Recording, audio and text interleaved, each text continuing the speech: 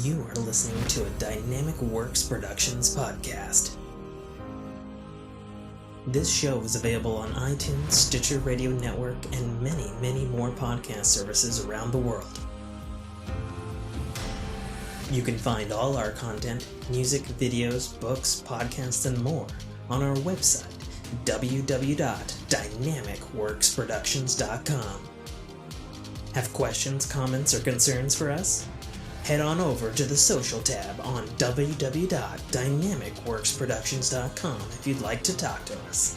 Now, on with the show.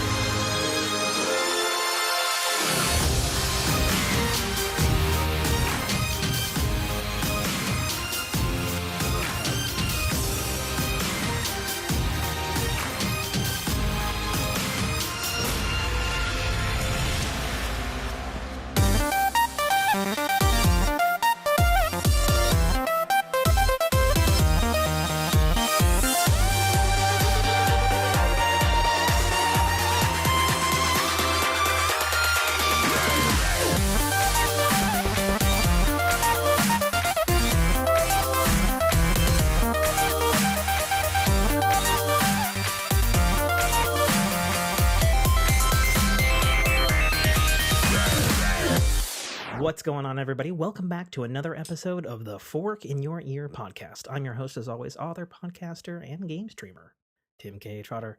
Joining me from the inverted realm is the one, the only, Chatfu. All right, Timmy.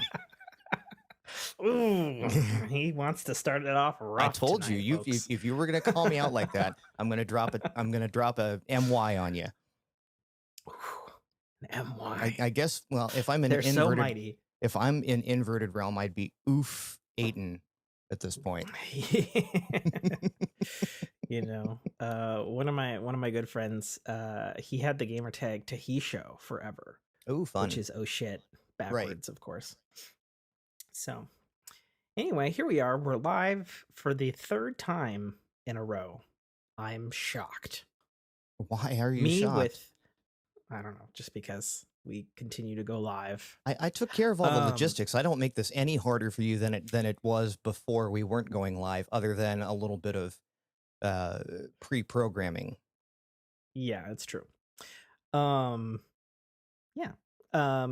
coming to you live from the West Coast, about 9:17 p.m. Out here.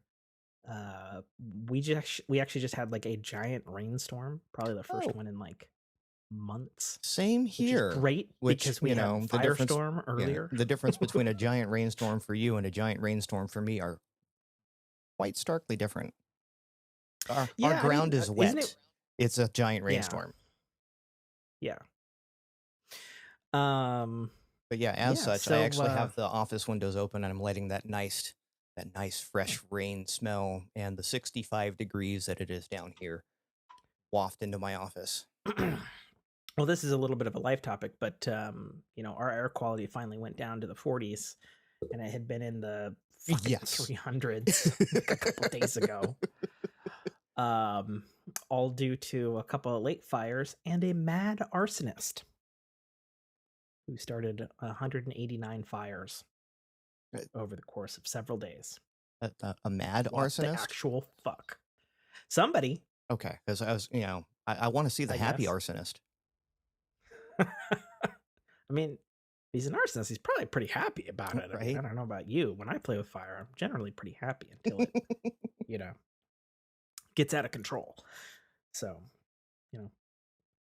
we'll see. But enough about that. We might as well spin the ring and get into our customary topics. Let's do that. Hold on. Let me make sure I didn't open up the Discord after the random reboot. So, oh, look. That pop-up overstream? We landed. Yes, it did. We landed. Fire, which I'm pretty sure is life stories. Oh, hey. So that's what we were talking about anyway. So, so apparently, Seattle had an arsonist that was lighting so many small fires. Serial arsonist. Yeah, obviously. The last time I checked in on the news on it was I guess they suspected that maybe it was either one very clever person or at least a couple of people, perhaps like a group. I was talking with my coworker, and I was like, "How is it feasible to cause this many fires?" Other than the fact that, other than the last 24 hours, been incredibly, incredibly record dry Hmm. here. Um, I think I saw somewhere on the 11 o'clock news that we hit 80 degrees. This is the farthest into October we've ever hit 80 degrees. And it's like, what the actual fuck? Right. Um, yeah, it's super weird. Super, super fucking cold in the mornings. Just like all frosty and misty, and then it's just fucking sweltering Yep. in the afternoon. Yeah, So and weird. that's like again, being down here in Southern California, I'm used to it getting hot, and you know, heat is shitty all over the place, and I don't like, you get used to it after a while. It's not so much like if I wake up and it's 90 degrees or 89 degrees when I walk out the door at 5 a.m. and it gets up to 110, that's not so bad, right? Because it's Right. sucky all damn day. By the way, I don't have my Twitch up. See, it shows up on the That's stream. why I wrote it. Oh, it Yes, did? yeah, Oh, it does. Oh, yeah. well, there Isn't you that go. cool? Hmm. So mind your Okay. manners. What you say to me, just go. So you're Fucking aware. But yeah, no, fucking eh. it's A. Thank you very much. But That's yeah, like when for it's, when you have 40 to 50-degree swings from your lows to high, like that's just, it gets to you, yeah, it's a little wonk. It's a little wonk because I like still am kind of dressing summer. It's fucking October 22nd, for right? Christ's sake. Like I shouldn't still be in shorts at this time of year Hmm. in October. Um, but yeah, anyway, there's a serial arsonist that started these things, and then that had substantial enough fires everywhere that all of my area was smoky as shit. And then I guess two lakes naturally caught fire or some shit like Because that that's that what are water nearby in the same does. county. Sure, lakes catch fire. That's great. Areas near the lake, I guess. Oh, I don't know. gotcha. Gotcha.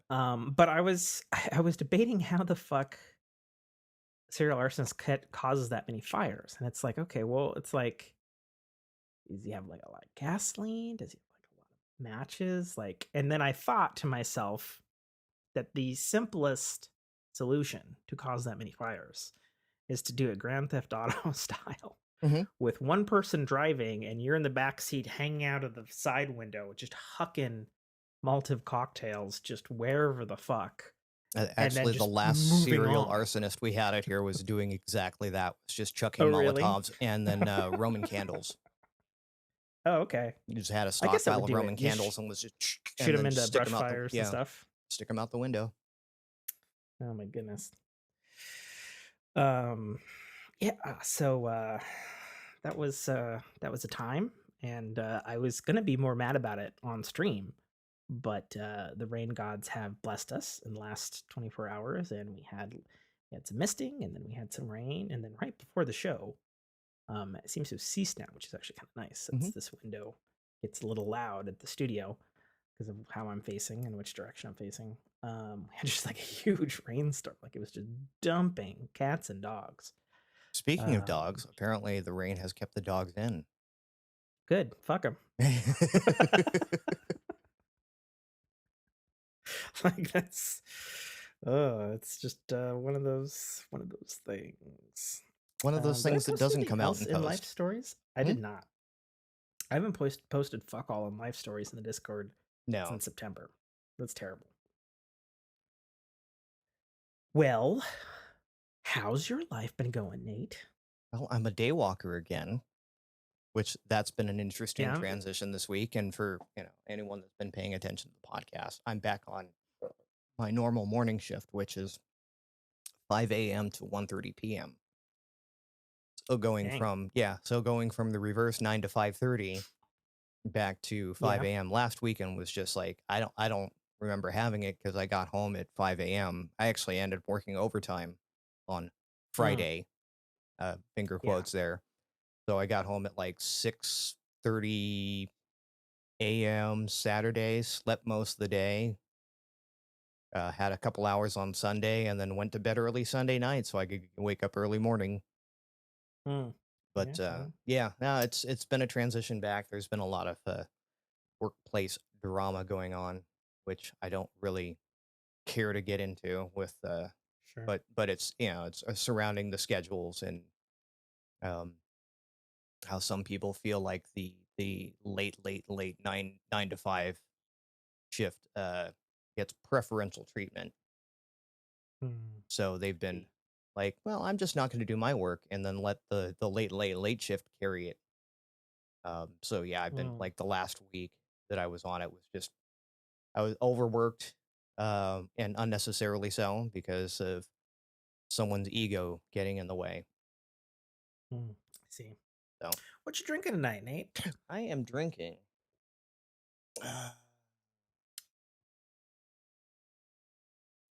So has a this is inverted. This is Invertus. Okay, it's a Stasis Riesling. It's from Okay, Tooth so and it's a Nail. Destiny cocktail. Yeah, no, it's a Tooth and Nail Santa Barbara winery. When we went up to Paso, Mm. that was one of the wine. I wanted almost said breweries. It's not a brewery. One of the wineries that we had visited before, and very rarely Oh, will it's you ever see the me old sipping on a wine white. brewery. Yeah, will you ever see me sipping on a white? Yeah. And this is one of those Rieslings tend to be more of a dessert wine, I used to love Rieslings. right? Yeah. Yeah. So I never could two really things I stomach. hate about wine is dessert wine that is white and white wines, and this is one of the like it's both, and it's absolutely freaking phenomenal, which is why I actually have a bottle of it. Yeah, I had an iced Sauvignon Blanc at it's this restaurant. Sauvignon Blanc, Yeah, iced Sauvignon Sauvignon Blanc. Blanc, Sauvignon Blanc. I don't fucking know. Yeah, It was at a like famous my restaurant family, they that's were calling the Clos de Bois. sure. Yeah, Clos du Bois. Yeah, um, but I had this wine at this restaurant, this famous restaurant that's on this strip next to SeaTalk or Great or our Washington equivalent to LAX yeah. over here, and restaurant was called 13 Coins. And man, I had this wine there, and I would keep coming back for this wine, and I tried to find it at one point in time. It just could never find it. Of course, this was back in the days when Tim thought that he could drink grapes, and obviously I can't now. So that's a thing. And then obviously, what is apparent is the shiner looking things on my face that I Hmm. can't do anything about, which I'm going to blame on my wife's obsession with bringing home various forms of kettle and caramel corn. Yep. And I don't know what's in them, but I'm eating them Because because they're she leaves them tasty. near me. Yeah. And I like caramel and kettle corn. Yep.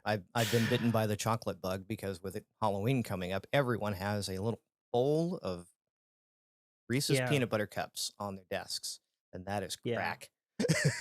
yeah. Reese's peanut butter cups are great. I can have those safely. I can have Thankfully, them too, but I end up with little, I break out like a 16-year-old. I mean, I'd like to feel for you, but mine are Yes. not the same thing No. as they are hard and pussy. Hmm. um so how much money has your wife sunk into Halloween candy this year for the Well, kiddies? I I assume you do that. You open the door and yes, whatnot. Yeah. and offline conversations. This will be funnier for you. Okay. I got a notification today. She would decided to take my kiddo out and go to Target Okay. for I forget. She wanted to get some dessert or whatnot, and she's been bringing home little Ben and Jerry's uh, Mhm. the cookie dough, not cookie dough ice cream, Right. the actual just the cookie dough bits. They have that now? Yeah, they have those as little Okay. snackable nuggets of chocolate chip cookie Yeah. dough. So Okay. that's what I thought they were doing, and then 20 minutes turned into 30 minutes to a notification on my phone that the account went overdrawn. Oh, lovely. Well, was it a And then Starbucks? then she got home. No, it was she got Halloween costumes and she got Halloween candy and Oh, she got dessert and yeah. So I but it was on sale. I do believe that is the excuse you have been saying that she's been saying for many, many, many episodes now. Mm, mm. Not As on he air, but drinks the yeah. wine harder. Yeah. This is true. Um, well, um, so I'll probably get in trouble for saying this, but I'm going to say it anyway. So we went out early, beginning, like actually, I think we might have even did it last time, like right before we podcasted, and I just didn't talk about it. But we went and did all of the Halloween shopping for the kiddos in the neighborhood Hmm. early this year because last year Jessica was upset that we didn't have the correct variety of candy. Right. Um, so we did that, and there was over $100 spent on candy, Of which and you went through none of it. we haven't opened it yet. We've been very good because she's been keeping me satiated with this fucking kettle corn and caramel corn shit, Gotcha. which I just finished up tonight. So, um, but um, there was something I can't. What was it? We were talking about something. Me and her were talking about something yesterday, and then she was complaining to me about how much candy we bought, and I was like, "You were there Right. with me. This let's just like 2 weeks ago. Why are you upset about it now? Like, what the fuck? We You tend to know? overbuy, and then of course the one year that Halloween is on a Saturday and a Sunday was the one year we were Mm, like, well, we're not going to buy as much this year because we've always had extra. sure. So with Halloween Yeah. being on a Monday this year, I think we bought the appropriate amount. I don't know. We'll see how it goes. I think it's going to depend on the weather because I think everybody around here has been expecting it's going to be dry Oh, that is true. Yeah. and therefore it will be busy. And the rains have come. So we'll see how it is a week from now, and hopefully people come. We've got she got some foam graveyard stones, and we haven't put up any of the lights yet, and they're still like, so we're gonna do last minute decorating, unfortunately. Same. Um so hopefully that goes well and people show up. People have been showing up the last couple of years, Yeah. so I would We have a hope good so. neighborhood for it. Yeah. We just have to make sure we have the lights leading up our rather dubious driveway behind the other house. Right. That's the to weird thing with ours. Like we have one neighbor, and I believe I talked about this on a previous cast. We have one neighbor that goes absolutely hog wild, to the point where Hmm. he like permanently scarred my children, 2 years ago or last year. Oh, Yeah. you talked about that on this show, Yes. actually. Yes, you did. So I remember it, and you had to calm her down and talk about what was real and what wasn't real hmm and stuff. and Yeah, then I last remember year she that on was this like, show. "Oh look, clowns," and I'm like, "Great." Yeah, I remember you saying that too. You're like, "What the fuck, kid?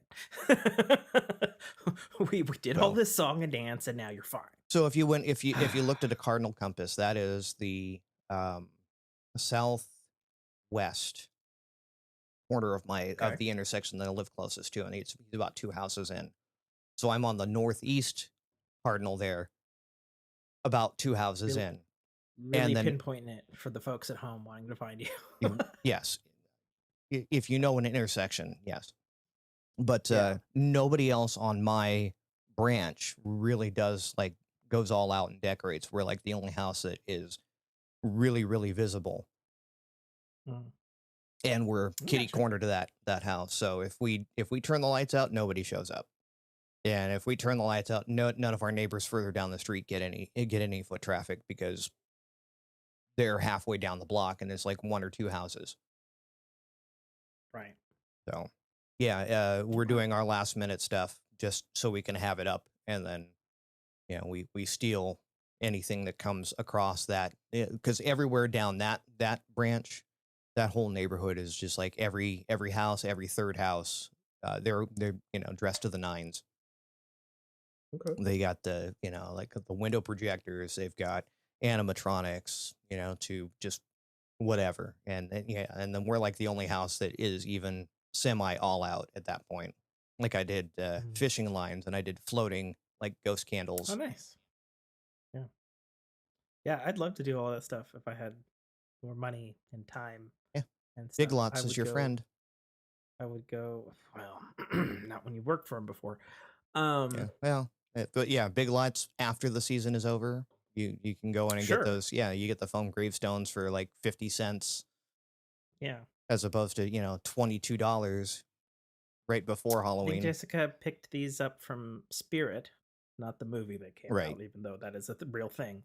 But the Yes, the Spirit the Halloween the store. viral plague that is holiday stores Spirit? invading, yeah, Spirit of Halloween that invades any Yeah. abandoned building. Yep. Temporarily Yep. for the season. I've worked You for gotta them before. imagine that, have you Yeah. really? Okay. What's the secret process to like just choosing the abandoned building and moving in and Choosing like an because there's abandoned obviously finding an abandoned building and moving in. okay. Yeah. It's literally like, is your But it's building like abandoned? there's people who work for them Mhm. and they have to choose, you know. So I imagine, I don't know. Like No, how does it's that it's even it's really work? luck of the draw. It's what's available when they go looking. Because I've seen locations that were in the middle of warehouse districts and some that were prime strip mall. Fair enough. Fair enough. Well, already then. How's the rest of the Fu family adjusting to Daddy Fu being back at appropriate times? Oh, they love it. They're absolutely thrilled. Especially Okay. I especially couldn't the tell if wife. you were being facetious. It was like a little bit like, and then it said that by the time you finished the sentence, it was like confirmed that it's positive. I Yeah. feel waters there. Yeah, no, it's Okay. good, and I've been making up for the lack of morning by, and I did this before I went on, before this whole midnight shifting was happening. Is I tend to do a FaceTime call with them about the time Mm, that they wake up. So, but instead of being there in person, at least they get a 5 minute conversation with Daddy when he's on his morning break. sure. So Okay. that still goes on and seems to be good. They like having me home right now. And Good. and the wife is exceptionally happy to have me home right now, especially when she could be cuddling me on a Saturday night. Hmm. Which I guess we're preventing you from doing right now. Hey, we asked I if know. she wanted to do the show That earlier was today. faux sarcasm, is what My that wife was was, gone for like 5 fucking hours. I ended up right? streaming for. It was actually, I will talk about it on live. I've been streaming. I streamed so many times today. Like I streamed from like noon to 3. I know. I keep getting Nor this notification that the podcast is live. well, okay. Just reminding you, it's podcast day, and only you apparently. Um, yeah, no, it was weird because like the first 2 hours, I was like, all right, this is pretty great on a Saturday because my Saturdays are usually not like that. They're usually purely Jessica focused, Mhm. right? And then She had a it thing became today. Yeah. yeah, she did like something with her mom. Like apparently there was a like Christmas time fucking like gifts and bakery thing at this place called the Tacoma Dome. Where you'd have like big old monster truck rallies and stuff. So basically a convention center kind of thing. Okay. And she went there with her mom and she came back with like chocolates and themed bath bombs and stuff. And I was like, what is all this Christmas shit? It's fucking October. It's like, Right. what are you doing, woman? This is the wrong time. But she was all It's a happy about it good and stuff. deal. So It's a good deal. whatever. I guess I don't know. But honey, it was on sale. I mean that's her problem. Our accounts are not. We don't have conjoined accounts. Right. Um, Neither do we for that reason. actually, I will give my wife a little bit of shit here. Since Oh, you always talk about your wife's overdrawingness. So I realized that my wife's, and I've brought this up before on the podcast, that my wife's tabs were expired again since July. Oh, the registration? And I was like, Yeah, I've got two because cars that have been expired since this, July. right. Well, I mean, I guess the difference would be your account's overdrawn, Right. and she didn't do it, nor did she ask me for help. So, I did have to help her with that financially. We actually handled that today, actually. But it's like, and I don't have a problem handling that because at least where we're at in our relationship, like, it's obviously your relationship's further down the line than Right. mine and hers in the finances department, like there's never any really like, oh, I need help on this bill. Oh, I'm overdrawn on this or whatever. Because in general, she does manage the money for the household, sort of. So it's frustrating when a thing that could be severely penalized in this state, Right. And she even managed the money uh, for the business for a short while, if I'm not mistaken. kind of, kind of would be more or less Right. would be the statement on that. Um, but yeah, it's just a little frustrating because I would like to be asked if she was like, oh, well, I didn't do that one month because, I had that tooth thing in June and then I Hmm. just didn't have enough to cover it. And so I didn't do it. And then I didn't do it, period.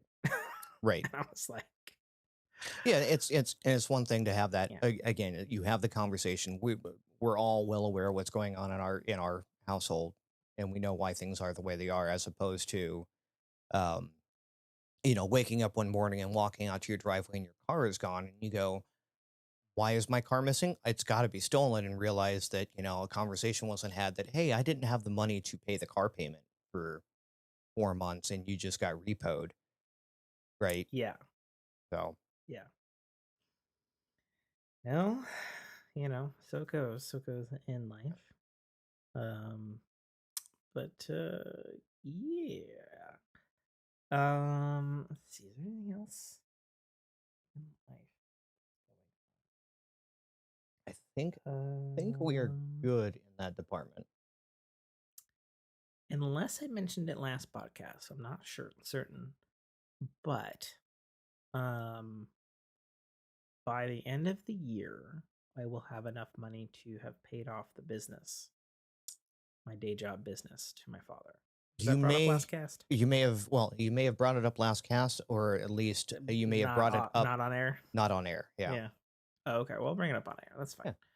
Yeah. Um, so that's going to be interesting because uh, It's about damn I think time. Yeah.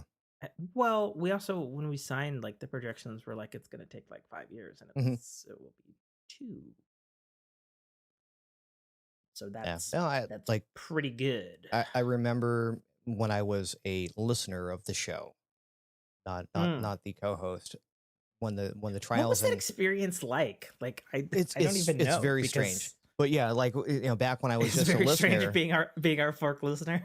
being a fork host after being a fork listener for so many, for a long Oh time, yeah, for a long yeah, damn time. yeah.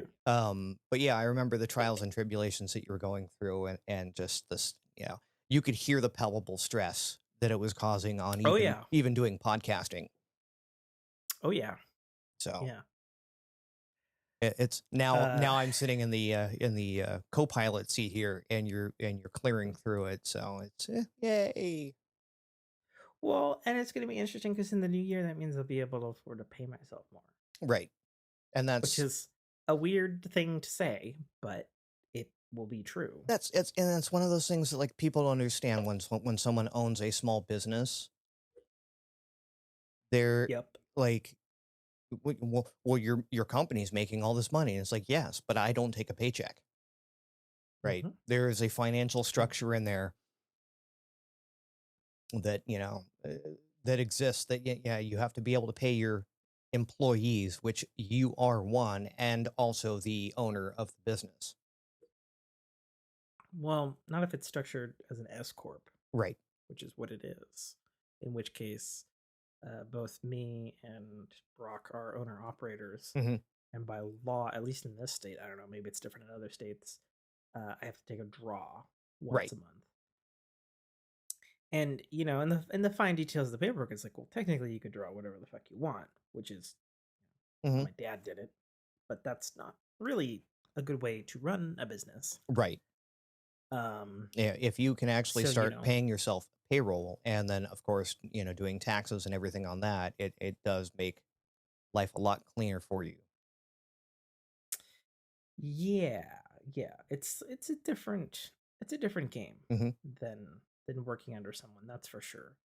But yeah, no, I think it's just interesting because we were looking at the books, me and my partner, and he's just like, "Hey, where's our where's our contract for like how much the total business sale is?" I was like, "I don't know," and dug it up and stuff, and he's like, "Let me run some numbers." And he ran it. He's like, "Hey, we're gonna be paid off by the end of the year." Nice. And I was like, "Really?" He's like, "Yeah, we've had a really good year, dude." I was like, "Huh." And what do you Like, attribute this good year to? Now, is this a good year compared to 2020, which was obviously a shit yes, show, or was this obviously, a good year historically?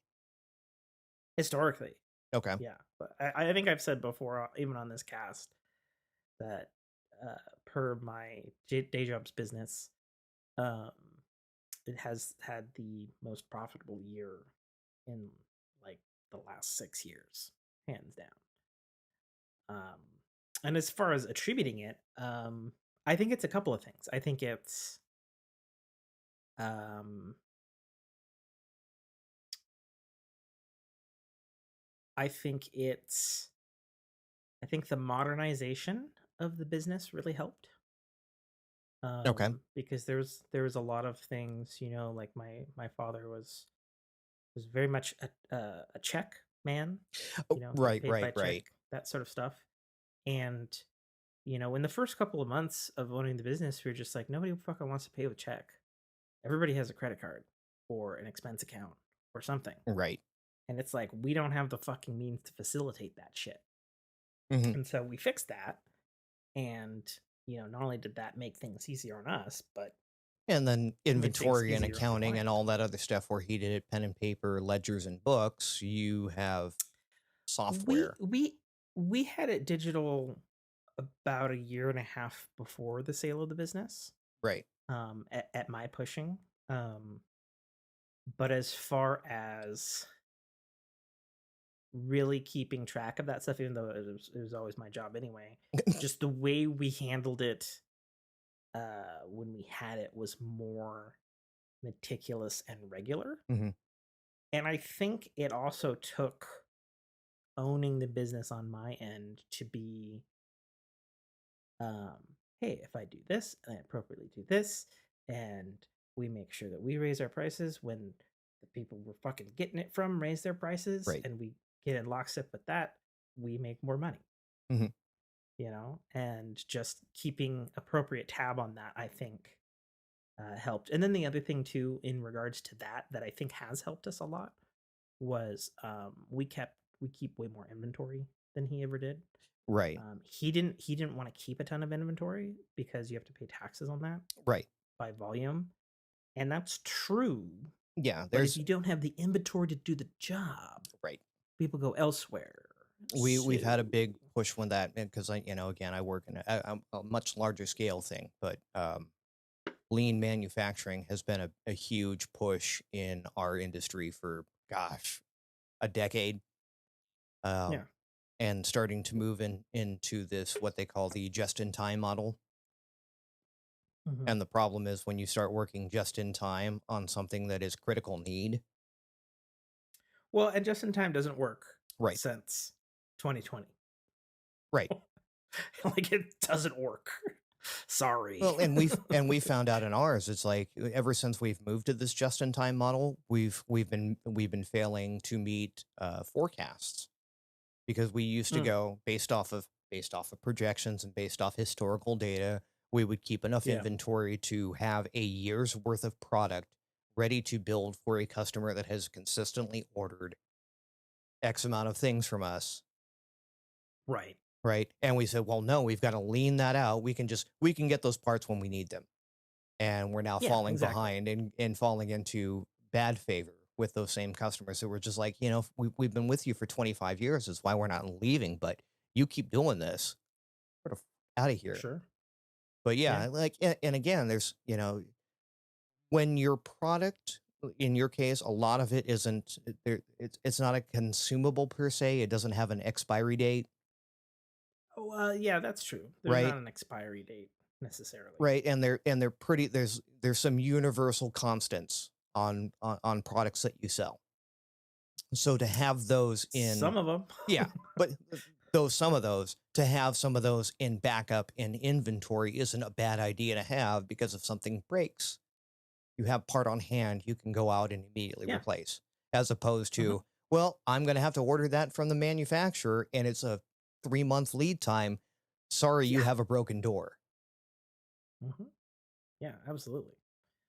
Um, yeah, I don't really know much else to say on that other Yeah. than that's good news, and I'm looking forward to the new year and Hey, I hope that at some point in time not. you have enough good business and you've a solid foothold that you can say, "Hey, Nate, pack your family up in a car, move up here, and I'm going to employ you until either you can keep working for me or you can work for I me feel until you like find a better Nate's. job."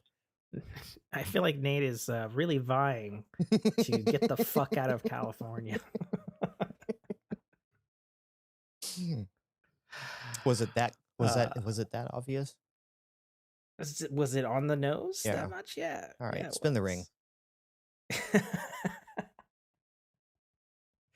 I would say, how good are you at wiring, Nate?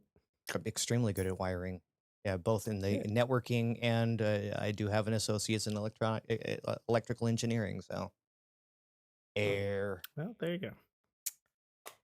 That would be Pretty sure that's video Vidya games. games, Vidya which games. apparently I shocked a few people. Yeah, I saw the old Buster Knuckle be like, what the WTF? Nate. I'm surprised you weren't more shocked by it. Well, you told me. Right. And like I had think you she was like, texted me. "Yeah, okay, yeah, it's a good game." You I mean, I brushed it didn't off, even. but yeah, like yeah, old Buster came in and was just like, "Really? Why haven't we flown the galaxy together?" And okay, so this is the official on the record, Buster. The reason we haven't flown together is because I literally played through the opening planet, got off planet, found my second planet, and I haven't been able to hook up yet since. So Hmm. It's cute. You say opening planet. I actually almost wore a No Man's Sky shirt tonight, and then I decided to do something Batman, somewhat, yeah, something but yeah, somewhat I Octobery. finally got spacebound and did some space Nice. collecting and landed on my second planet. Okay. So that's where I'm at in that. Was So your I'm starter planet a hellhole? no, it was ice hole. Oh, okay. That's better than a hellhole. Yeah, it was very, very How cold. And I died how was once because I yours? was like, oh, this thing is so many meters away. And I'm like, okay, I can make that based on what's going on. And then watched my thermal protection fail. Yep. Yeah. I literally Yep. spawned back in and went beeline towards that waypoint and picked up all my dead body gear and Yeah. I made it. The problem was the first time I was Hmm. like, "Oh, I'm just going to explore and I'm going to mine these things and I'm going to shoot the Yeah. carbon." And yeah, I Yeah. froze to So do death. you enjoy these things? Um, yes, it's weird. Oh. Like like, you know me. I've hated Yeah. crafting games. I mean, it is a crafting game, but it's not. Oh, it's definitely a crafting game, but it's not so in your face. Like the only way you're going to progress in this game is to overtly craft. Sure, that is definitely not like the only way. Right. That's a thing you can do. And there's Um, of course, to get your ship off the ground, you have to do certain things, but it's not, again, it's not abusive. Like I was like, oh, I need to get these materials to get my ship off the ground. Okay, I'm going to go start crafting. The next thing I know is like, mhm. okay, you have all these materials. I go back to the crafting thing, and it's like, you need 50. I'm like, okay, well, I have 3,000 of them because I'm so abused by these crafting games where it's just like, you need to Yeah, build a 2x4, so you have to cut down 7,000 trees, right? Like, I'm yeah, looking, I that's was true. like, I True. went and I mined 3 things of carbon, and that was enough to get Mhm. to advance that step, but because I was so abused by these games, I was like, everything it's got carbon, I'm going to mine it, mine it, mine it, where I to the point where I had to recharge my mining gun twice, Mm, nice. right? So I have many questions. Mhm. Number one, um, are you playing in first person or third person or mixed? Mixed. Okay. What have you chosen for which? Um, well, I haven't had any combat, so for the Okay. most None part, at all. none at all. Not even an animal that says fuck you. I run from them. Oh, okay. I have a feeling that, like, at this stage of my gameplay, Fair I enough. was just like, yeah, no, I don't need to fuck with indigenous species. I'm just going to rocket pack, and I'm on my Yeah, you're way. super squishy in Right. the beginning. Yeah, So yeah, that's fine. but yeah, for the most part, like, the only time I really go first person is when I start doing the analyzing and you know the Okay. the intricate stuff. But yeah, for the with the exploration, I like actually being in third person. Yeah. It's funny because it wasn't originally a third person game. Hmm. It was first person for everything. And then third person came along, I think around year three. And I liked looking at my character Hmm. because up to that point, we didn't even have one. Well, especially You had a when gun. you're gonna put indicators on the character, which I find that nice, like that the whole backpack, the Tron memory disk, Oh, yeah, yeah, yeah. right? Yeah. Yeah, that's true. I like not And then having to and look it off my character to remember, oh, my life support is failing. yeah, it's funny because like I don't necessarily notice those things. But I also have a different backpack. Hmm. So sometimes different backpacks don't have those things on them. Okay. Um, but it's also pretty negligible because it is on the HUD. Um, what was I gonna say? Um, two things. Number one, in my vast experience with the game, uh, that sounded glass and crashy. You It breaking a was I glass? knocked over a beer bottle and killed 2 Avengers. Wait, which Avengers were those? We got Bucky and who? Green. Oh, it's Eternal. Yeah. Eternal Girl. Okay. Fair enough. It was just one of those, yeah, the way it fell, they're Okay. they're plasticky. You keep fucking moving around back there. I keep seeing your arm move down here furiously, like you're mopping up something that spilled or oh god, they move. Yay, Happy Meals. With arm action. um The stuff you in miss my when you vast don't tune in live. right? See, now Otherwise, now we're it's now we're baiting the fork yeah, fan. otherwise it's just bad ASMR. Yeah.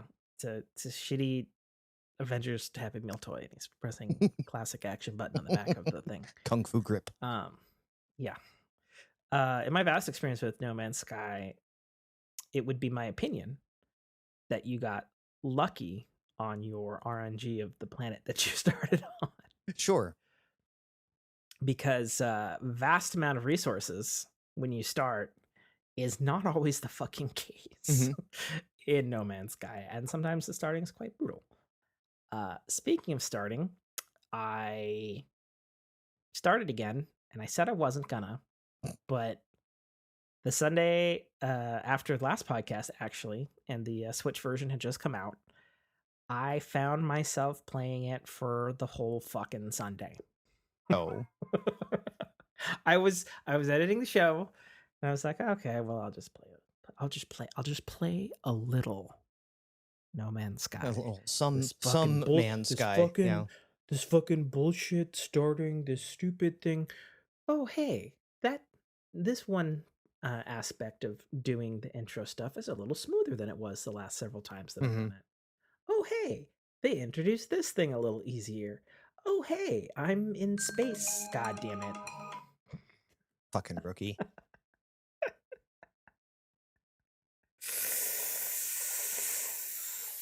I done fucked up, kids. I done fucked up. Apologize. Yes. Silencing. Silencing. Are you silent? Was Be it an silent. Damn was it. it an important message? No. Okay. It was the normal 10 o'clock alarm. I don't know why I have on Saturdays. Like, I could just turn them to weekdays. Yeah. I should maybe do that now. Although, if I turn it off, then on the non-podcast days, I'd be like, "Hey, hun, shouldn't you fucking be asleep?" She'd be like, "I don't wanna." I don't I'll be wanna. like, "It's your Monday." She's like, "Fine." Yeah.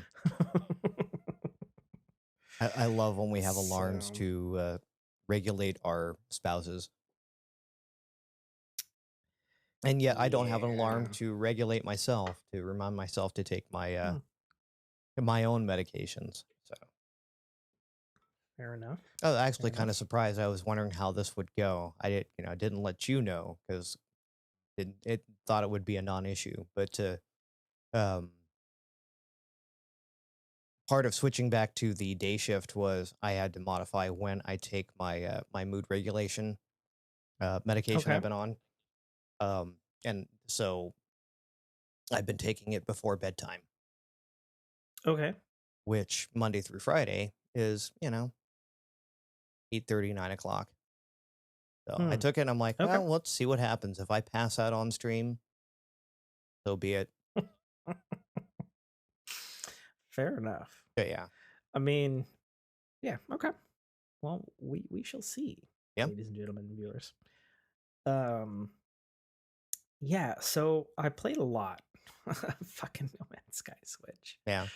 And I picked it up to support the studio and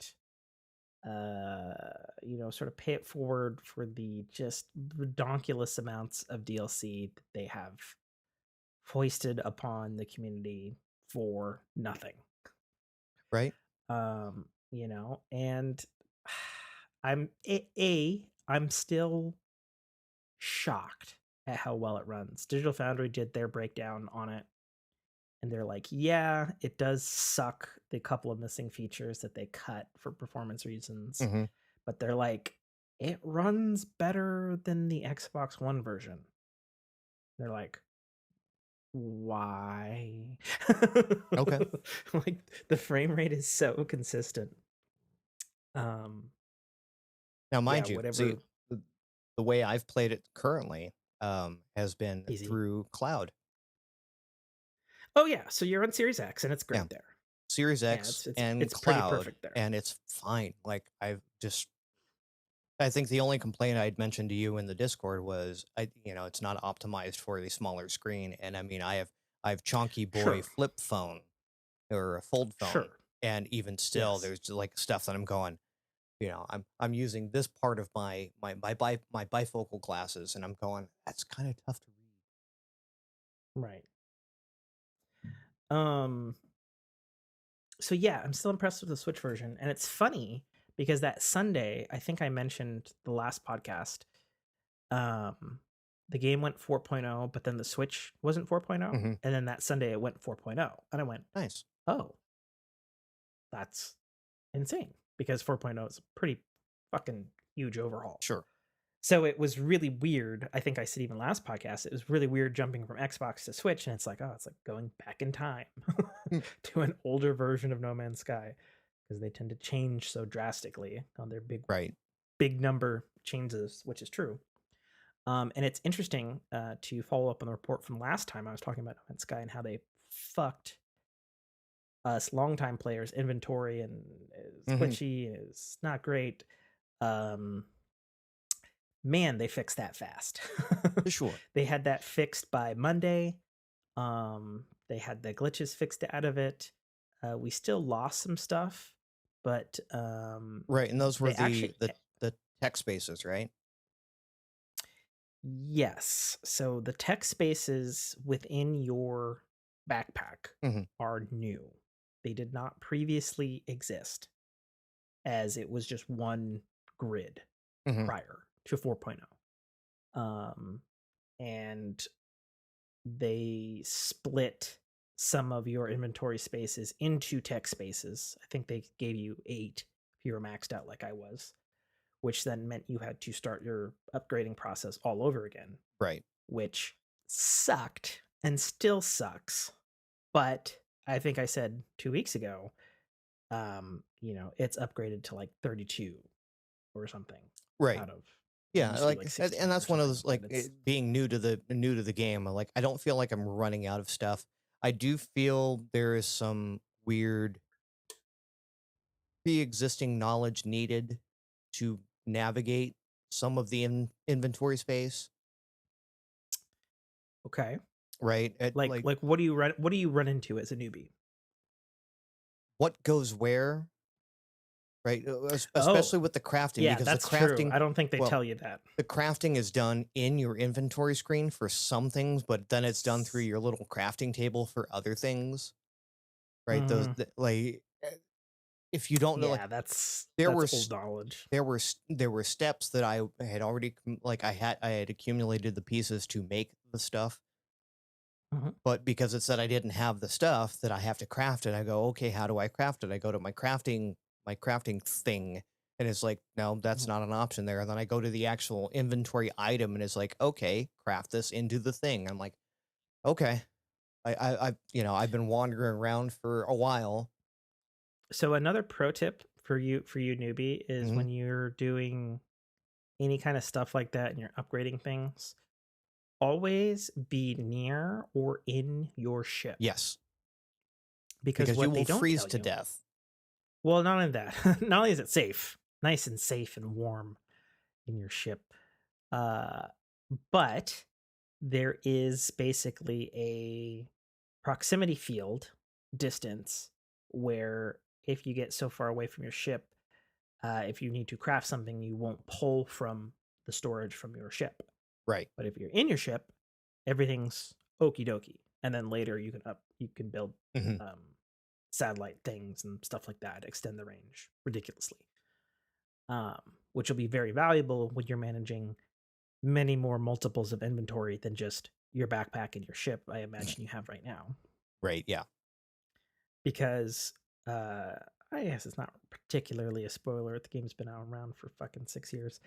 You're gonna have a backpack, you're gonna have a ship, you're gonna have multiple starships, you're gonna have a fucking frigate, you're gonna have exosuits, cars, fucking submarines, you're gonna have a fucking litany of Of vehicles. stuff. Yeah. Yeah, and then on top And of each that, one I'm eventually, assuming has its own inventory. So yeah. correctamundo. Yes. And now they have their own tech slots too. Um, and then on top of that, you'll also be able to build up to 10 storage units at bases or your frigate. And And that again, will have its own approaching this thing. from a new standpoint, those tech slots seem to make a Sure. little more like I would wonder how certain things would make sense on an inventory scale without the tech slots. We did a lot of manual organization, which is Yeah. still, I think, it still blows my mind. We're on 4.0 and we've been asking for this as a community. Like, I get neurotic about You? my No. inventory in Can't No imagine Man's that. Sky.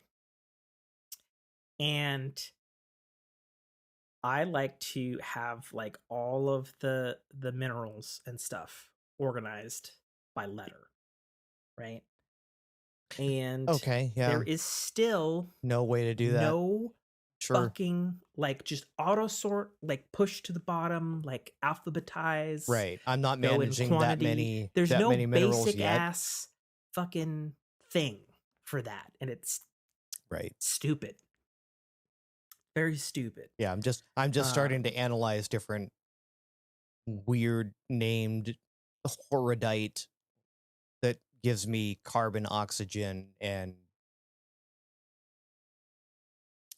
Mordite, purple. mordite. Yeah. Yeah. Okay. Yeah. That's death fungal, I think. Um Yeah.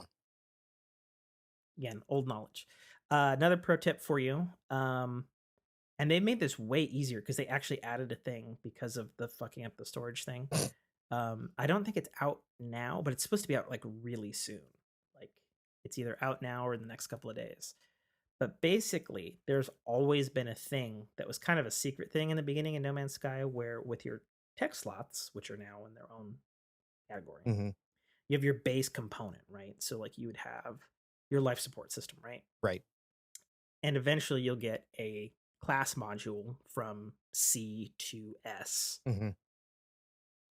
to improve that. Right. I think I've gotten one environmental upgrade or Okay.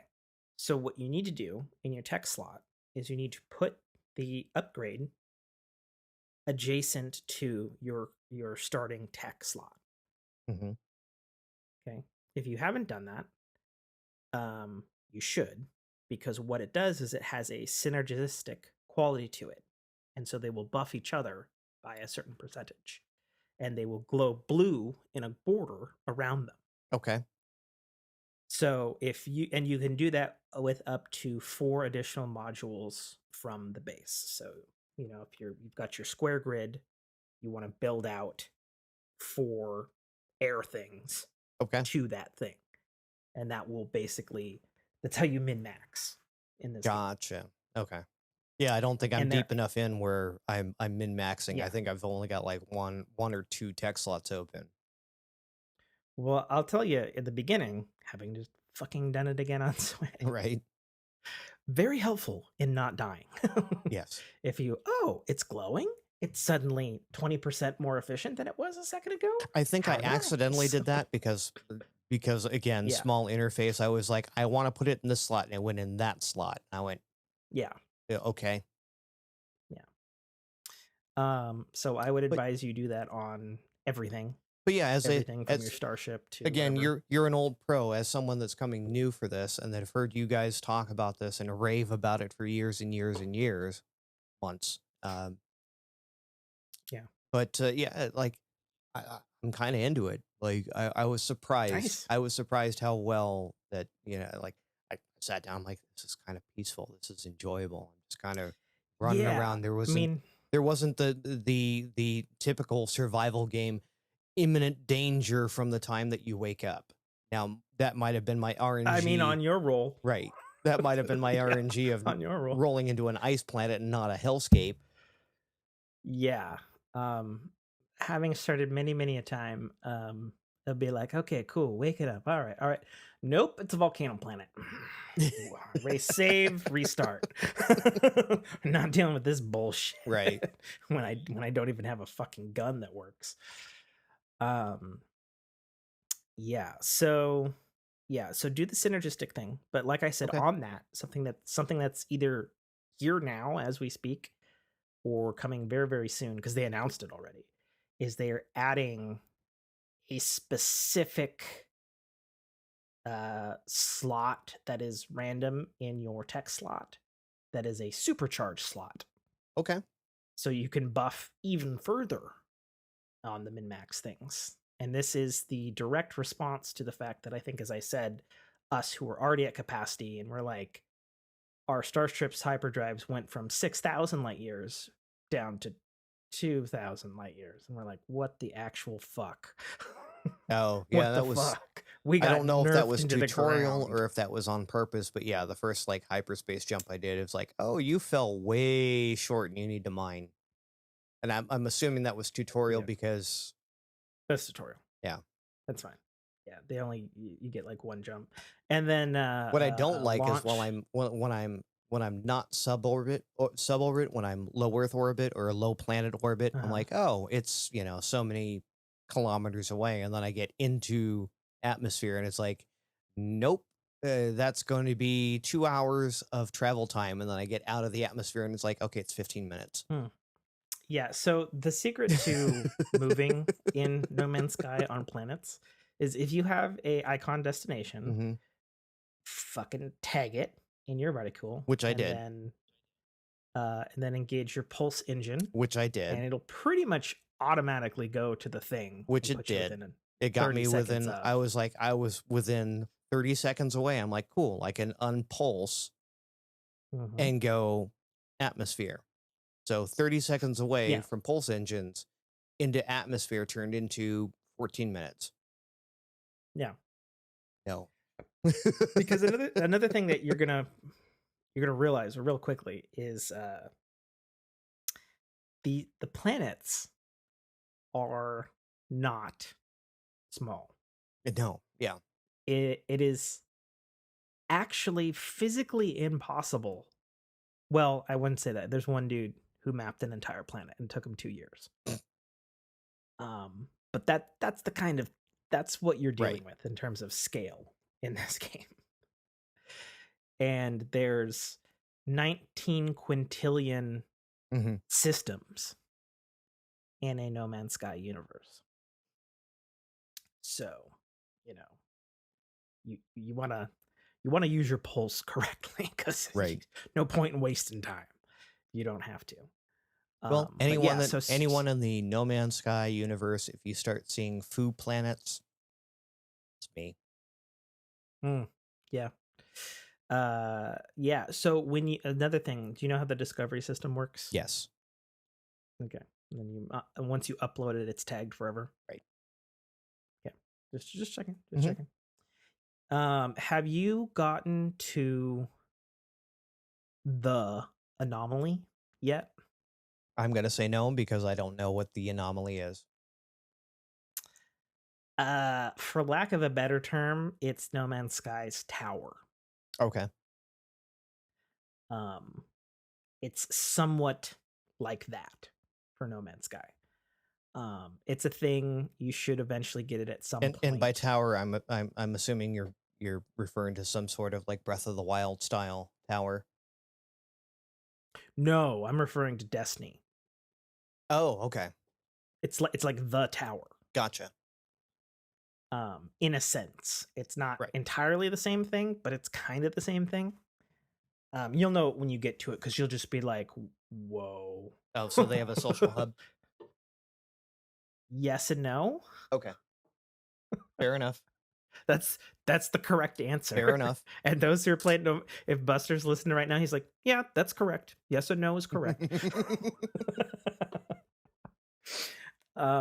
But yeah, no. So you get that way, way earlier than ever before.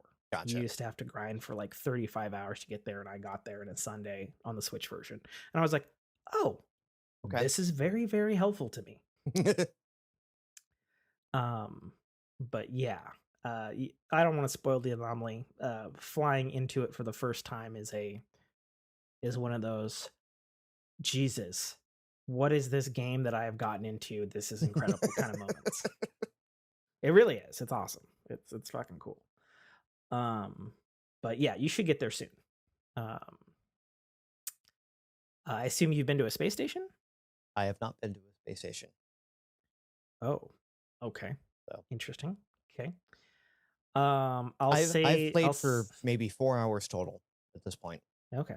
Okay. All right. I'm just excited for your space journey. Oh. And then eventually when you get a little further, we can meet up and I can show you or give you things. Because there is player trading in this game, Sure. which is a real thing, which is awesome. And it got a little more exciting because we didn't used to be able to remove our technology once installed, and now Oh, you so can you're package like it up. you're just gonna boost me. Huh? I can, but I mean, it still won't like. See, even if like I boost you, it like it's such an infinitesimal boost compared to where you can get to, Right. you know. And now that limit is even higher because like I said, me and probably Buster we were maxed out before 4.0, Right. and then they just gave us quad triple the space for everything, and we're like, oh, well, okay then, and it's like, man, like I think I'm at like 38 technology slots or something, and I was like, I got like 20 something of them filled, and I'm just like, man, I don't even know what to put here. Okay. I got so many options, you know. All But right. yeah, No Man's Sky. I'm No glad you're Man's playing Sky. it. I hope you continue to play it. It is and always will be a very chill experience for the most part. I think And that's what so I I'm great. needed in my gaming. Oh, it is. It is like I've just put on like a sci-fi audiobook and just Yep. played No Man's Sky, and I was just propped my feet up and it's like, all right, this is it. Yeah, no, I was playing it at work because it was just like I'm literally watching a light go up, green, red, green, Yeah. red, green, red. I'm like, I got to do something. Cool. And it's funny that you're playing it on streaming because I played it for so many years when it was a PlayStation exclusive, just Hmm. streaming to my PlayStation Vita. I'd be watching something with the wife, and I'd be like, okay, cool, but I need to tend to my crops right now because I gotta make like 100 billion units this cycle before these things grow back. And so I'll just be like there and I'll be doing the things. Um, yeah, No Man's Sky. It's awesome. Everybody should fucking play it. It's fantastic. Um, Adjacent to that, which I think I said in the Discord is like my personal sci-fi heaven, was one of the days this week. I think it was I was listening to a sci-fi audiobook, and I was doing just that. I was tending to my farms on No Man's Sky Hmm. while running on the iPad. Is a game that I've been very, very, very. I've been closely following this that surprise launched out of fucking nowhere 2 weeks ago is Homeworld Mobile. And for those who don't know, Homeworld's a really fucking old game. It's about Hmm. 20 plus years old now at this point. So only people like me would fucking remember it. Yeah. To put it simply, it is the one true 3D RTS.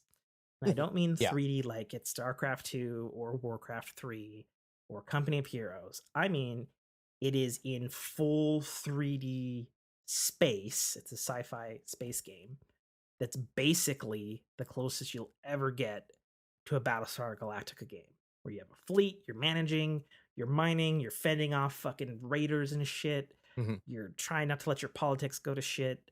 Like the whole 9 yards. Like it is the most Battlestar Galactica game ever. That's the best way to put it. Hmm. Homeworld 1 and 2, I guess, got remastered not too long ago. Haven't played them. I assume they're good. Homeworld 3 is coming next year. Unfortunately, not by the original developer, so we'll see on that. Homeworld Mobile is also not made by the original developer.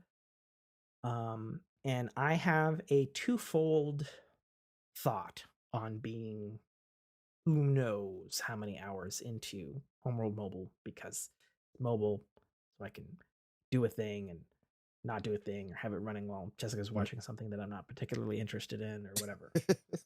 Or late at night at bed and Right. it's 1 a.m. and I should go to bed and it's like, okay. Number one, it is a truly authentic homeworld experience in the palm of your hand and or iPad or tablet. It's on Android and iOS. Um, like through and through. It's homeworld. It's got story. Um, whole 9 yards.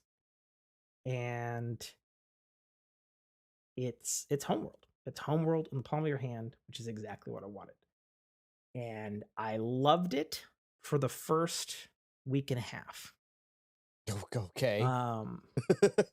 So to clarify, I still love it, but I know where all the cracks are now in this game that has been in development for like 5 years or something. It was announced eons ago. So here's my complaints. Number one, the game literally does not fucking tell you what any of the fucking touchscreen buttons do in the game. And through just sheer determination of loving Homeworld and wanting to play this game and the Reddit and their Discord, I fucking figured it out. Because there's all these buttons. It's like, okay, well, that's a green triangle. All right, a blue circle. What does the blue circle do? Well, that's a circle with dots. Right. What does that do? That's an octagon. What the fuck do all these do? I figured it out. I haven't figured it out now. I think it has actually a really good layout.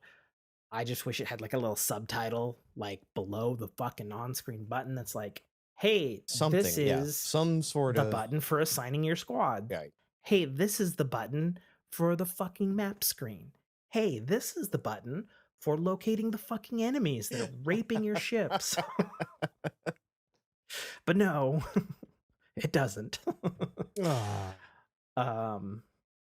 So I would say that if you're going to get into it, just know you're not going to have any fucking help with the controls. They'll be like, sure, hey, mine this asteroid. And I'll be like, mine your own asteroid. Touching the mining drone? How do I make the mining drone go to that fucking asteroid over there? Do I hit this button? Nope, that's another menu. I don't know what I'm doing in this menu. Okay.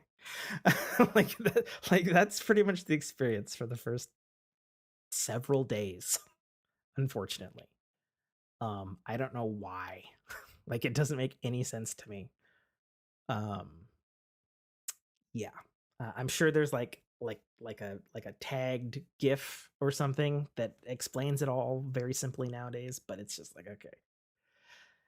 Once you get over that, my biggest gripe is it being a mobile game. Is, you're gonna get interrupted on your phone, like a phone call or a text or something, and every single fucking alert, quickly answering a text, anything you do whatsoever pulls you completely out of the game, and you have to like reconnect and reload. Which is crappy, maddening. Yeah. If especially where I'm at in the game, where it's like, mine CB asteroid for plutonium 800 billion units of that. I have a similar issue with the Xbox Cloud service where, if I back out for something, it's like, nope, you've been disconnected from the game, but thankfully it saves the instance. And I fully blame Microsoft for this, because I know for a fact, because I looked into it, that they're using Azure PlayFab on the back end. Right. Yeah, at least when I log back in, if I log back in quickly enough, it resumes my previous session. Yeah, no, I don't got that on this game, and they need to fix that. Like, I can stand a lot of bullshit in this game, but that is one that is like drives me crazy, because like I've taken to like, I mean, I'll play on my phone a lot, but if I'm sitting at home, I'll be like, all right, putting it on the iPad, because it's not going to get any fucking alerts. No phone calls are going to come in. I can mine this asteroid safely for hours. Right. Until the battery fucking dies. So stupid. The other cracks that the game has is I feel like the story just like ran out at some point. And it's just like an endless cycle of killing things and mining and upgrading, which is fine. Because that if you're into that sort of thing, that is the core of the game, and I still enjoy that. But like it had like this whole story. There's this like animated intro and good voice acting and all this shit. And I was like, oh yeah, this is a fucking full homeworld game. And And then a few then, hours in, it's yeah. just like, where did it go? I I want to know about these progenitors. Right. Hello? You're asking me to mine another mine? Or mine another asteroid? Okay. Can we progress some sort of story here? Yeah. Yeah. Another thing that's interesting about Homeworld Mobile that is completely different from the core Homeworld series is that this is actually an MMO. Um, and right now, there's no PvP. So like you'll be mining and then you'll see like a ship and they got some dumbass name like Donkey Butt 87 or whatever.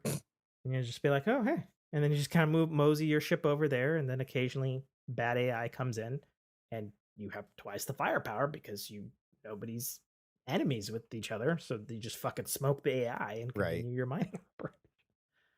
um so yeah, so that's where Homeworld Mobile is. I feel the base is 100% there. I don't know why it took so fucking long for this game to get together. Um, because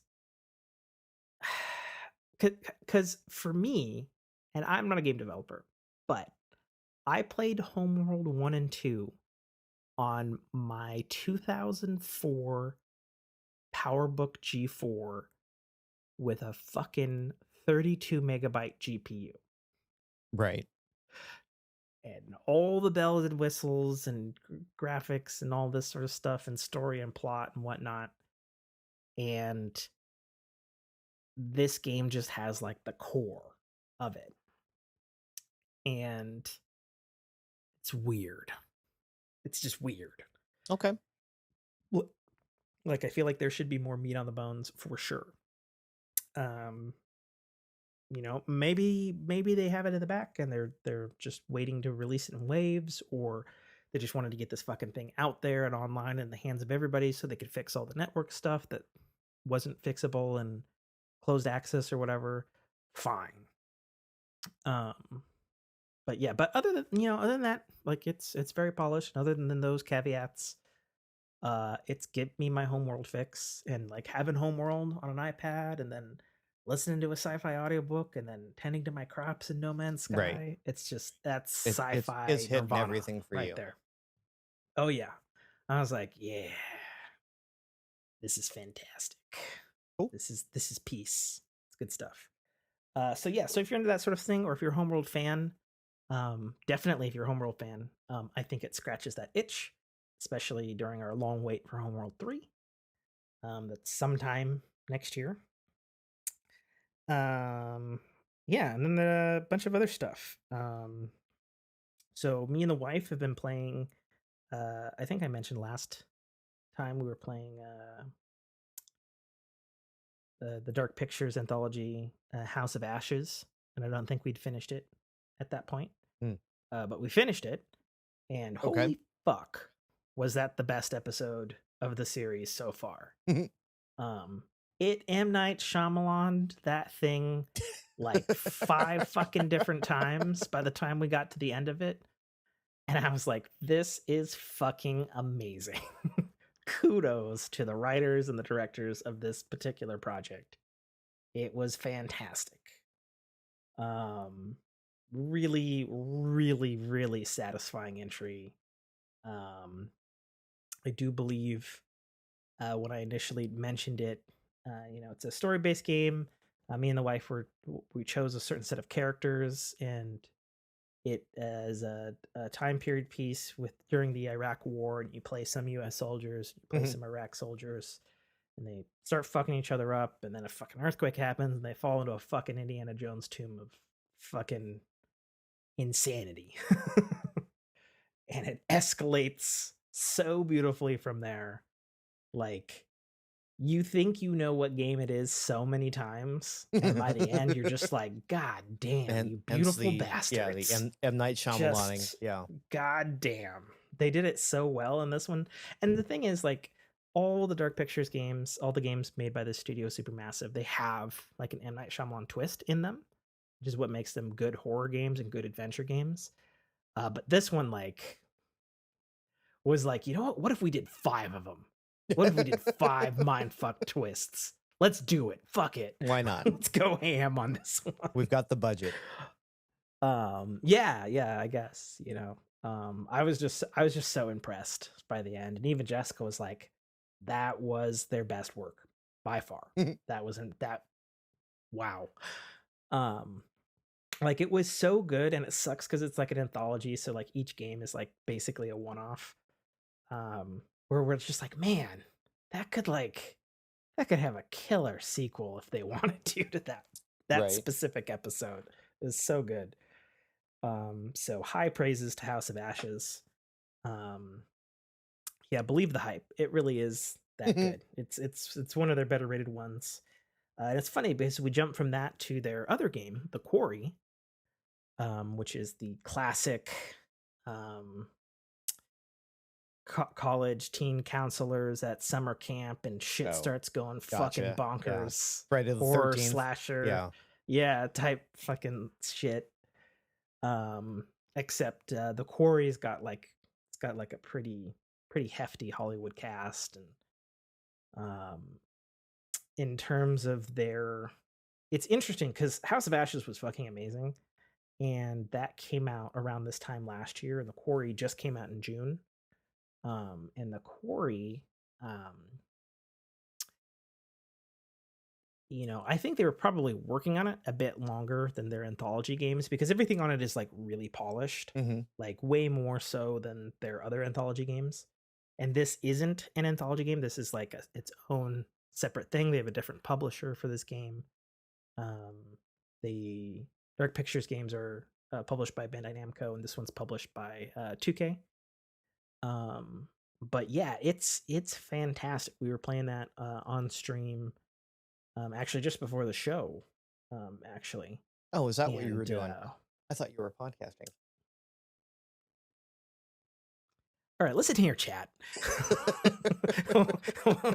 Let's listen here, chat. Speaking of chat, I don't have the chat feed. Has anybody chatted? No one yet in our show. No. Classic useless chat people. Yeah, apparently if you chat during a live stream, you get modded. That's that one time just Nate Fu 2 people and Killer Cow, aka Daniel, just randomly became not. I literally didn't know how to do it till you told me the other day. I had no fucking idea it had slash commands in Twitch. I was like, oh, it's like Discord. I guess that makes sense. Right. But yeah, the Quarry, we're not done with it yet, but it's fantastic, good horror slashy fun. Takes place in modern day, but it has this fucking sick 80s style synth soundtrack. Okay. And it has like an in-game podcast too, which is fantastic. Like one of the characters is like listening to this podcast about like horror shit, but you can actually listen to the episodes in the game, and they're like really good. And I was like, oh wow, that's pretty cool. So Quarry's fantastic. And then if anybody's been watching me on Twitch, I've been streaming Castlevania Advanced Collection, specifically the title Castlevania, Circle of the Moon. Yeah, I caught that today. The 2001 Game Boy Advance launch title. And A, it's a very good game still. B, I have no fucking idea how Kid Me beat the shit out of this game 6 ways from Sunday. It is kicking my ass so hard. I feel like it's fucking Elden Ring or something. Like, what the fuck? And thankfully, it's a Vania. Thankfully, this game has a rewind feature. Yeah, time travel that I have been using so fucking liberally. Tim travel, yes. He's been Rick and Mortying the shit out of this game. Oh yes, oh yes. I really have. But yeah, no. The Castlevania Advance Collection came out last year. I sung high praise to it last year. I just didn't really get around to like thoroughly diving into them since I played them all already many, many times um, until this October. And it's kind of weird. Like originally, I was gonna stream like Resident Evil 3 or Dead Space or something Mhm. for the season, and like I'm just not feeling like 100% into horror, even though I've been watching lots of horror movies with the wife. And something about the fact that for whatever reason it's still fucking daylight out this time of year, which it shouldn't be, like at 5 o'clock in the afternoon, and I'm like, what the fuck are you doing, world? Can you just be fall, please? So I feel a little set wrongly for the type of season that we're supposed to be in. So I just opted to do Castlevania. Something interesting out the window, Nate. Mhm. Yeah? Weird noise. What kind of weird noise? Sounded like a backup alarm from a large truck. Okay. You have trucks that could back up into your backyard or a alleyway or something? Not at 10:40 in the afternoon or the evening. In the afternoon, evening. Evening, yeah. Yeah, okay. Fair enough. Hence the Fair enough. meerkatting. Oh, yeah, you are meerkatting hard. You're missing it, folks, if you're not watching the stream or watching the VOD of this later. But yeah, no, Castlevania Circle of the Moon, fantastic game. Yeah. Looks I'm exactly like old, what and I remember of Castlevania. Yeah, well, I mean, it is a Castlevania Right. game. And not only that, an aged one. Mhm. So yeah, that's pretty much all I've been playing. My wife played last Saturday, Stardew Disney? actually. Yeah. Yeah, well, Animal Crossing. Yes. Disney Animal Crossing is literally what Disney Dreamlight Valley is. I did not play it myself. I observed it, and knowing my vast plethora of gaming knowledge and also far too many hours in Animal Crossing games, Mhm. Man, is it a damn good clone. like man, is it it's super polished, the graphics are nice. The dialogue is strangely witty as fuck.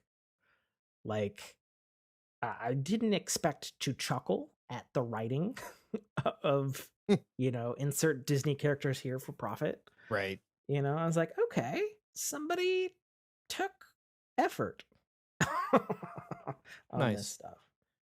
Yeah, I've been hearing nothing but good things about Dreamlight, other than it, just it being a bad ripoff of, not No Man, Stardew and I mean, the thing is, it's not a bad ripoff.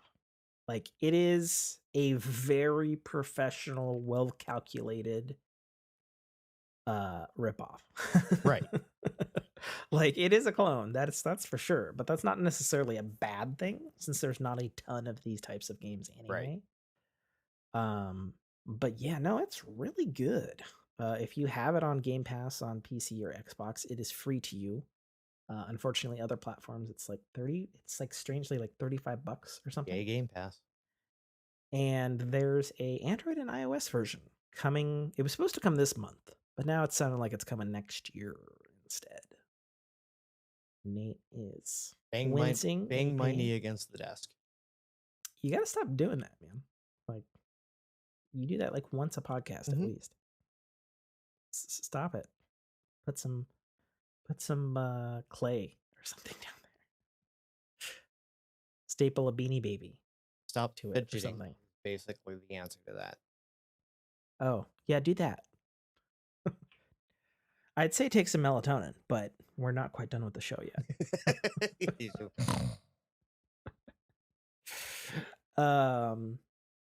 Yeah, so like I said, I didn't play it.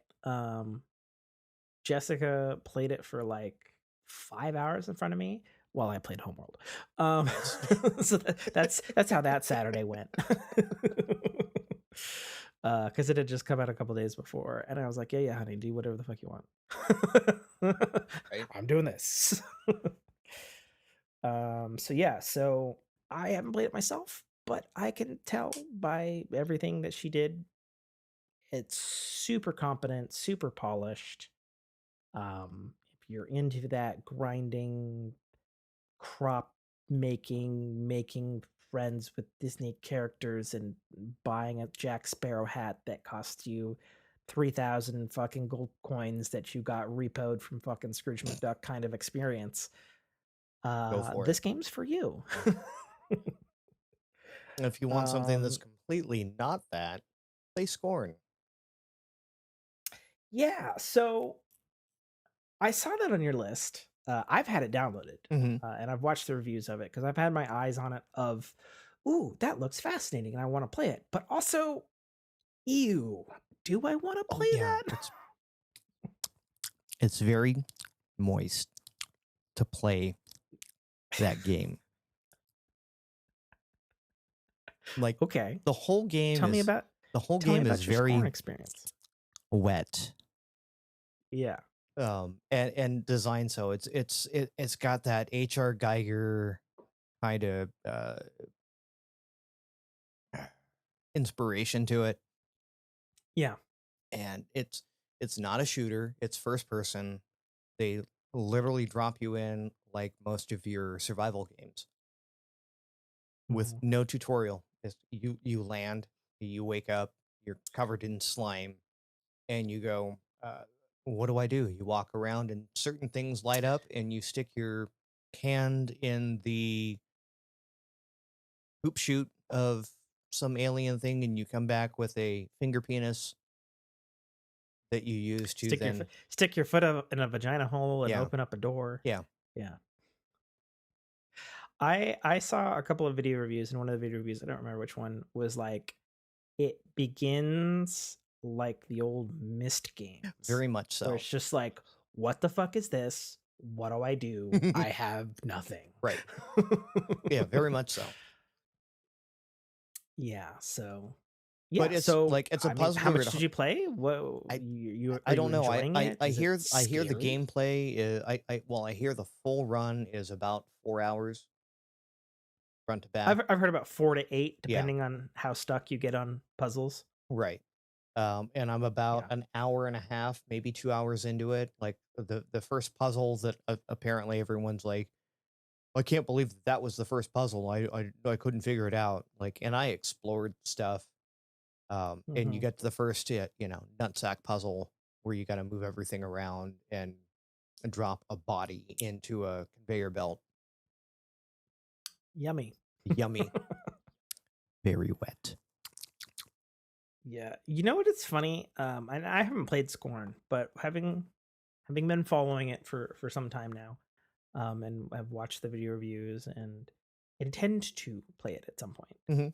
Hmm. Um, it reminds me so much of like the original Prey, for those who played Hmm. it back in 2005, 2006.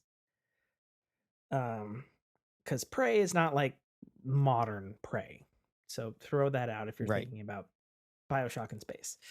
The original Prey, you were a Native American who got abducted by fucking aliens, and they were doing like fucking body torture, insane experiments Very with much. humans.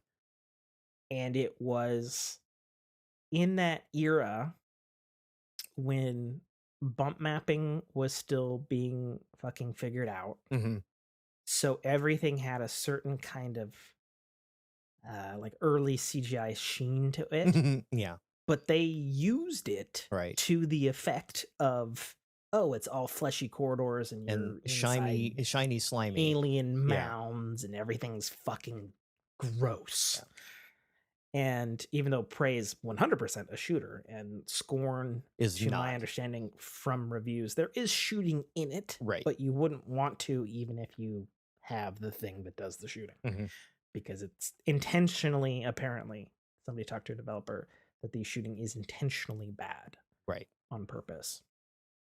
Um, so yeah, so I don't know. Like that's just my personal thoughts on Scorn, having not played it. It's been installed for some time now. Yeah, give it a shot. Like, did you play it on PC? You played it on stream? You played it on... I played it on Xbox via phone screen. Okay. Fair enough. Yeah. Again, I've had some free. Probably a decent game to do that, Yeah. right? Since it's pretty much it's not move timing around based. and... Yeah. Yeah. Yeah. Fair enough. I mean, you're a soundtrack guy, and I know this game doesn't necessarily have a soundtrack, but it has like an atmosphere to Yes. it. How does it sound to you? To your keen ears, Nate? The atmosphere is how you know you're actually the atmosphere is the tutorial. Right? Atmosphere is the tutorial. Right. Okay. So you're wandering around blindly, and then you start to do things, and when you do things, the ambience and the sound changes. Right? There are sound cues. It's almost like when you're doing a side scroller and you get into the boss room, the music changes. Yeah. It Okay. does that, and it's very subtle, but it's very deliberate. Right? Like you don't Okay. realize that it changed unless you're listening for it, and and Right. like when you complete a puzzle, it does a bong kind of thing Right. that lets you know you did something. Right. Okay.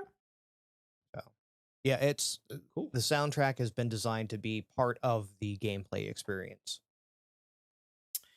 Do you feel like you'd recommend others to give it a shot? I definitely would. It Oh, again, okay. it's one of those like I didn't think I'd enjoy it, and then I started playing it, Okay. and I'm really kind of digging. I'm digging the vibe. I've always been Okay. a HR Giger fan myself. Like I have HR Giger artwork, yeah, in my garage and stuff. Um, Okay. so like that, the aesthetic appealed to me, and the fact that it's not a run and gun shooter, that it's a patient puzzler, a la like the Myst franchise. Like Mhm. again, the past two games I've been playing because I've been working late night, Sure. and I've been playing over XCloud. Right. So it both No Man's Sky and Scorn have kind of fit that niche. It's just like, yeah, I can kind of chill. I don't feel like I'm pressured. Like if I had to step away from this for 5 minutes to correct something on the test that I'm running, I don't feel like I'm losing anything. Okay. Cool. So Is my question though is there a pause? I think there is, but you don't really need it unless you're literally in Okay. the middle of something chasing you. There's so many places where you can literally just stop, and Okay. you're not being threatened. Okay. Fair enough. Right? Much like No Man's Sky, you just you sit in your chip, and nothing's going Well, to come and sometimes. kill you. Sometimes. Sometimes. Sometimes. Um well, the last bits of video game stuff that I've got. Let me scroll on. Oh, there's a couple of news items. I was gonna do a couple of video game news stuff. PlayStation 5 DualSense Edge controller, which will be the equivalent to Microsoft's Xbox Controller Elite Series 2, Hmm. is gonna be $200 fucking dollars. Worth it. Yeah. And it's launching in January. Um Yeah, I think they did this right, especially with the stick drift thing being such a big deal. The fact that when you so replace it's your thumbsticks, you're replacing everything that could cause stick drift. So it's interesting we bring up stick drift because something that I didn't post in Discord, unfortunately, but I stumbled across it. I follow a YouTuber, Linus Tech Tips, Hmm. I and know Linus. Yeah. yeah, and he did this thing on this company. I can't remember their name. They're like out of the Netherlands or something, and they had a like do it all controller, Nintendo Switch, Xbox, PlayStation, Right. and because he had gotten some replacement joysticks from them for the Steam Deck, which has user replaceable Right. sticks. But the kicker is this company has figured out electromagnetic control sticks. Right. So they don't use the mechanical pots that and for those who don't know what we're talking about, basically the way the analog control sticks work on video game systems and have worked since the N64 days is there's a box below your stick. Your stick has a spring in the center, and there are two think of them like Access sensors, yeah. wheels, axis wheels that rotate based on which direction you push the stick, and it is reading variances in actually electricity to then translate that to the gaming console that then determines its input on like which fucking direction you're going. Right. And because it is a mechanical rotating thing, like anything that is mechanical and physical and has a hinge or a spring or can rotate, they fucking wear out. And that electrical resistance changes, which then fucks up your controller stick. And then you get drift. Sometimes after billions of hours, in which case it's gonna happen. Sometimes way quicker than that. Case in point, I've complained on stream in Elden Ring that my 20th Xbox anniversary controller stick drifted about 100 hours into Elden Ring, which was super unfortunate because I think it is the best feeling Xbox Series controller that has ever been made, in my opinion. And I was actually inside baseball. I was actually about 2 steps away from like ordering a custom one with it wasn't going to be in the colors that I wanted, but it would have at least had the texture that I was looking for in a controller in ordering a custom one. And then ironically, a revised model of the Xbox 20th anniversary controllers popped up on Amazon.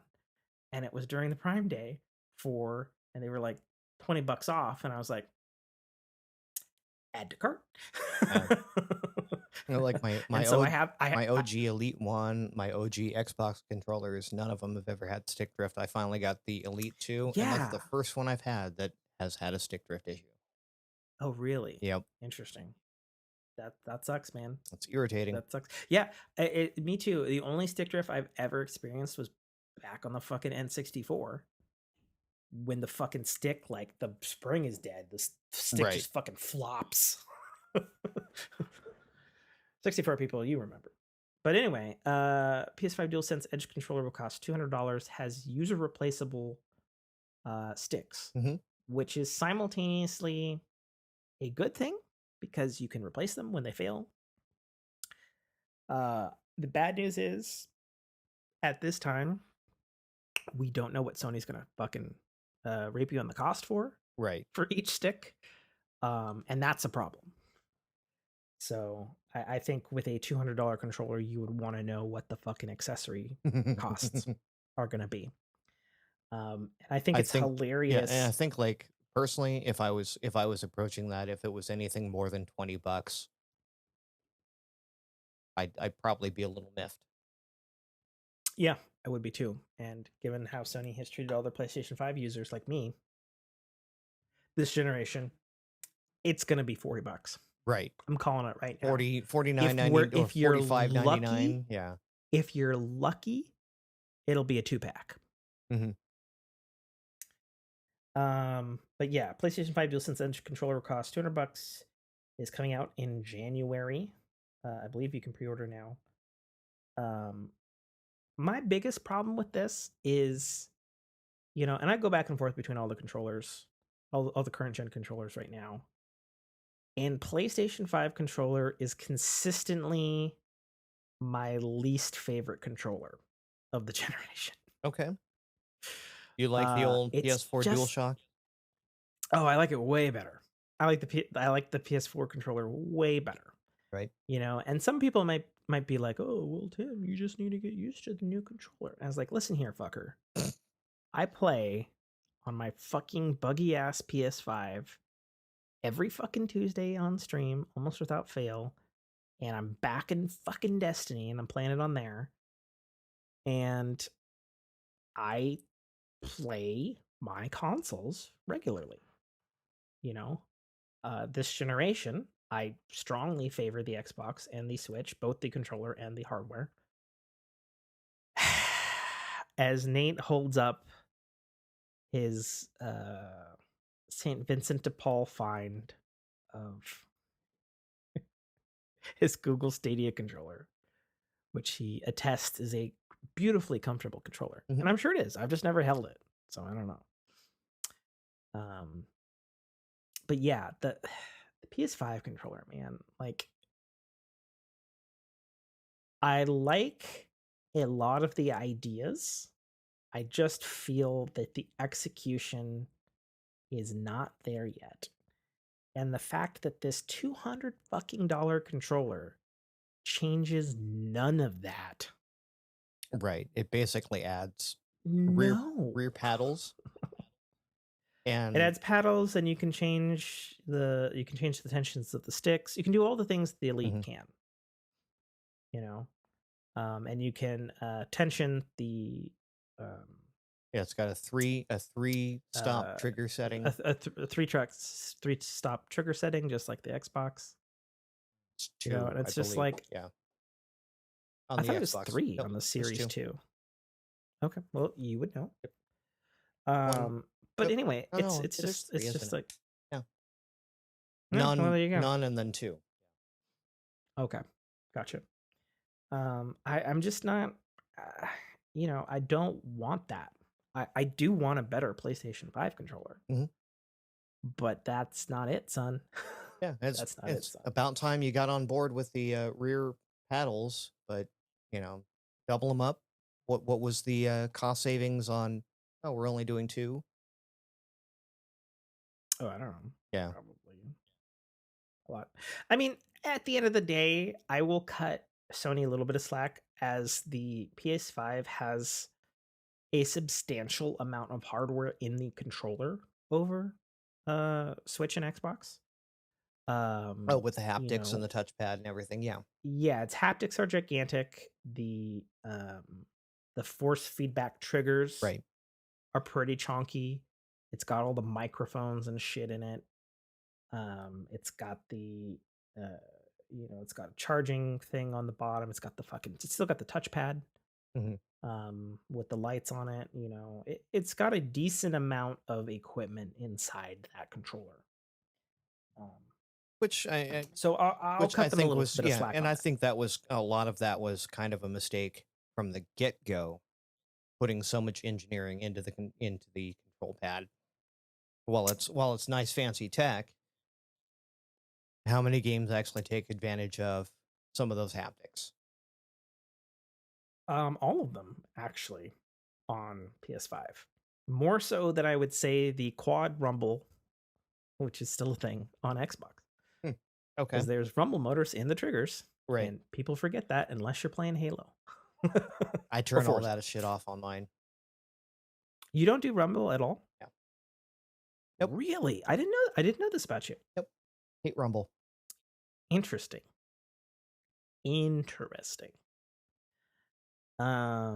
you hate, because like the other thing is, like, the rumbles are now different in all of the controllers.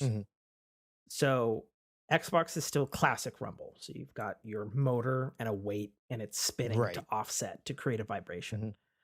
How do you feel about the Switch's HD rumble, which is technically a 3-position? I don't know that I've experienced it in the few games that I've played. Okay, fair enough. And then obviously you've not played with the PS5. No, the PS5, which uses drawing a blank on it right now. A speaker coil, a voice coil, linear actuator. I like the idea behind it, but for the most part, like, I don't know that that's, unless it's built for specifically, I don't know that it's going to enhance my gameplay, other than it's just going to buzz the controller in my hand, which annoys the piss out of me. Okay, fair enough. Right. Like, I myself, in the few implementations that they've done, where like textures have Sure. been translated across it, or certain things have been translated across it. I don't Okay. see the point. Yeah, I'd say for my money, and I notice this a lot swapping back and forth between Nintendo and Xbox and PlayStation. I enjoy the subtlety of what PlayStation's trying to achieve with their motors and them being so big. I Hmm. can notice the subtlety a little more. But I also feel like my hands feel more fatigued after playing like a 3-hour session of Rainbow Six Siege on them, I think because of the rumble. Hmm. Whereas on Nintendo Switch or the traditional rumble that I'm used to on Xbox, I don't feel fatigued because of the rumble. Oh, see, and I totally So do, I which is why I don't know usually what turn that it off. is. Because like having the thing just buzzing in my hand constantly, it's just like no, I'm done. Like it wears out. It fatigues my hands, and then if I ever put it down on the table and it dances its way off into the trash can, which has Yeah. happened. Um, I wanted to run an analogy that's real to me on the type of fatigue that I'm talking about. Um, I work with power tools and drills a lot, Hmm. and at the end of the day, my hands feel like a certain fatigue from the vibrations of that thing that I'm holding. I feel similarly after playing a long session on PS5, whereas if I'm working all day and I come home and I play Xbox, I feel less fatigued, as though the actual physical sensations of that motor, because it's a vibration and Right. it's a physical thing, but it's constant in a very specific, weighted fashion, Hmm. that I think to me, my body translates it as, oh, this feels more like a massager Right. and I can relax, versus the subtle haptics of the PS5 feel more like re-agitating whatever I did for work that Hmm. day. Okay. And I think that that's an interesting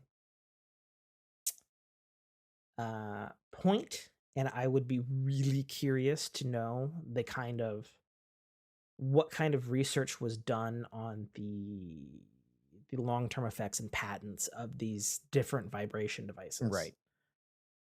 Because up until 5-7 years ago, like everybody had the same fucking type of rumble. Right. The same You rumble know that was in my pager. Exactly. And then cell phones got two different ones. There was the one with the little tiny thing, which is the same one as 64 and all that sort of stuff. And then there Hmm. was one I remember because it happened in the iPhone 6, and it was the same. It was, instead of a finger with a weight on it and it rotating, Hmm. they went to like a circle, and it was like a circle weight, but it produced a different vibration, Right. because it used less power or something like that. And then of course now we have linear vibrations, which is Right. it's a whole thing. It's a thing. Anyway, I'm getting too much into the thing. Back to the news here. Microsoft, I guess, laid off hundreds of staff Hmm. members across multiple departments. Shout out to Dane, who actually reached out to me. He said that he had a buddy, and she works at Microsoft, and she got laid off apparently during this thing, and it was across all divisions. Right. Like, so there was some in Xbox, there's some, it was all over the place. And it's interesting and of note because Microsoft doesn't do that. They just tend to keep getting bigger and bigger and Right. bigger and bigger and bigger and bigger and bigger. And only if you make a huge colossal failure of finance, maybe you'll get fired. you know. So this was interesting.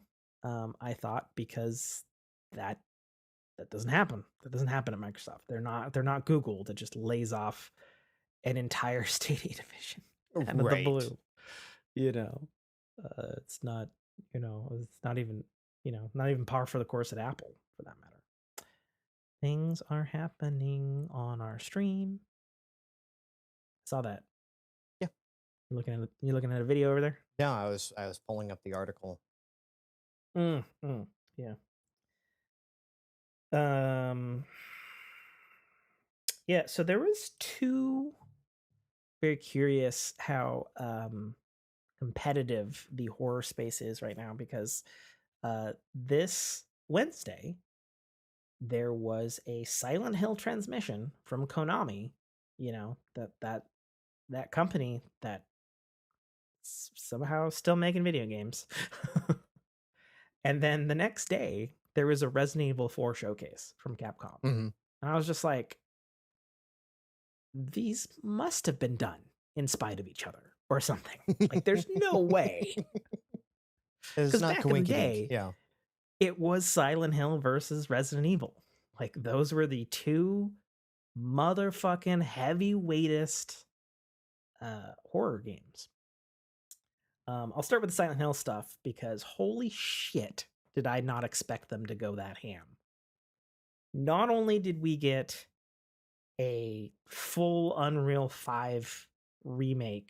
Engine 5 remake of Silent Hill 2, but there was 3 other Silent Hill video games and a fucking movie Mm-hmm. announced.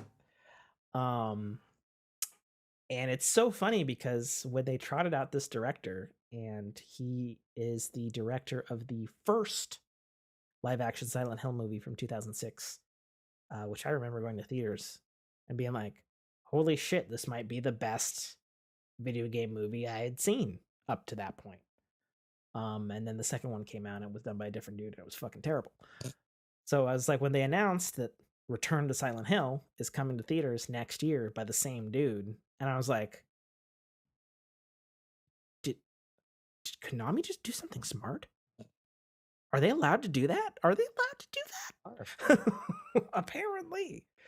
And what I would note of anybody who watches the Silent Hill transmission is, even though there's a lot of info to digest across the board on all the different Silent Hill games, fucking 4 of them that they announced, which is crazy how ham they went with it. All of them are being basically the brunt of the development being handled by third-party studios, which is interesting, which also tells me there's not a ton of developers left at Konami. But also that, you know, it was interesting, their picks.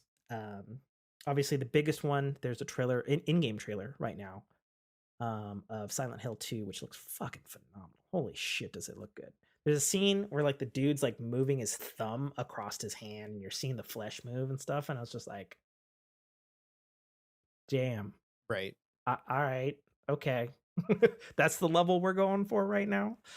But it is Unreal Unreal Engine 5, is so phenomenal. you know, okay, it's insane.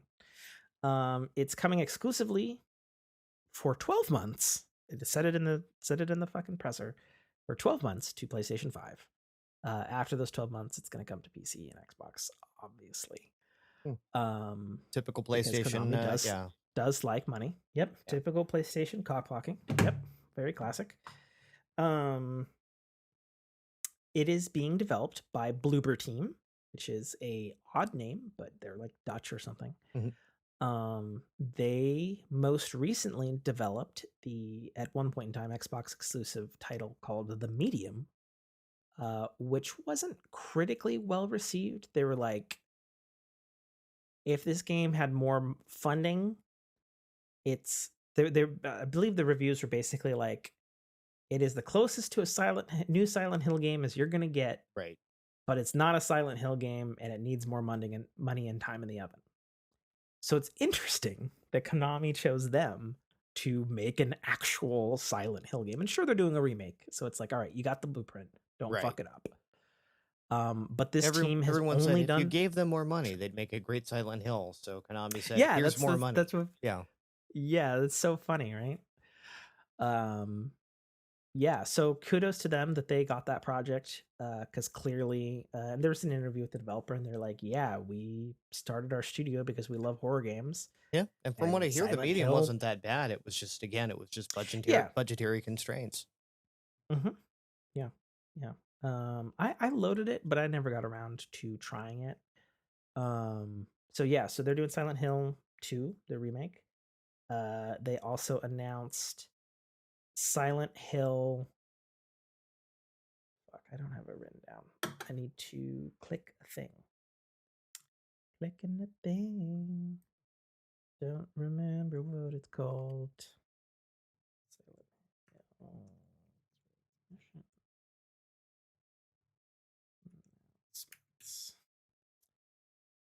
Here we go. Okay. We got Silent Hill 2 remake. There's Silent Hill Townfall. That is a new spin-off that is being developed by No Code Studios, who previously made a game called Stories Untold. And strangely, even though it's a Konami fucking property, is being published by Annapurna Interactive. So I'm guessing they have some extra hand into it. Those were the makers of Stray. That's the cat one, right? Yes. Okay. Didn't play it. Not gonna play it. It's cats. Get the fuck out of here. It's my show. Um Just saying, for our Silent audience Hill. members that may have played Yeah. Stray, if they like that developer, Yeah, Dame can chime in the chat if he fucking wants. Dame can come on the show if he wants to, but it's true. He can't. He has a open invitation, just like him and Mike. And Daniel. A game called yeah, Daniel. Fucking pansy ever showed up. Silent Hill Ascension was announced. It's not entirely clear what Ascension is as far as the game is concerned, because it's being developed by Behavior Interactive, which is the makers of Dead by Daylight, Okay. popular 1v4 Right. game. Your Friday the 13th type. Yeah, the only thing that we know about it is there's a CGI trailer with a new monster that looks suitably Silent Hill-y, and it's going to be a online co-op immersive project where participants from around the world will control characters in a new Silent Hill story. And will be live on multiple platforms, and you'll apparently be able to like change some things in a story week to week or some shit. Okay. It also has a collaboration between that with Bad Robot Games. When Bad Robot Games is the video game division of Bad Robot, which is J.J. Abrams' production company. So I don't know what the fuck that means. I don't know whether we're getting some live action shit or if we're getting some mocap stuff. I have no fucking idea what it is. Very odd thing, but it is a thing. Of course, we have Return to Silent Hill movie. I did Townfall, and then the big one was Silent Hill F, lowercase f, and we were treated to a CGI trailer, and it had looked like some feudal Japan looking shit and some like flower horror. I don't know. It's Silent Hill. You know what I'm trying to say. No idea what it is, but they have said that this is a mainline new Silent Hill project. No developer announced. Presumably, it's whoever the fuck's left at Konami. Hard to say. Right. And then for those horror fans out there, and actually Metroid fans, I say this, is that Akira, fuck, I'm gonna butcher his name.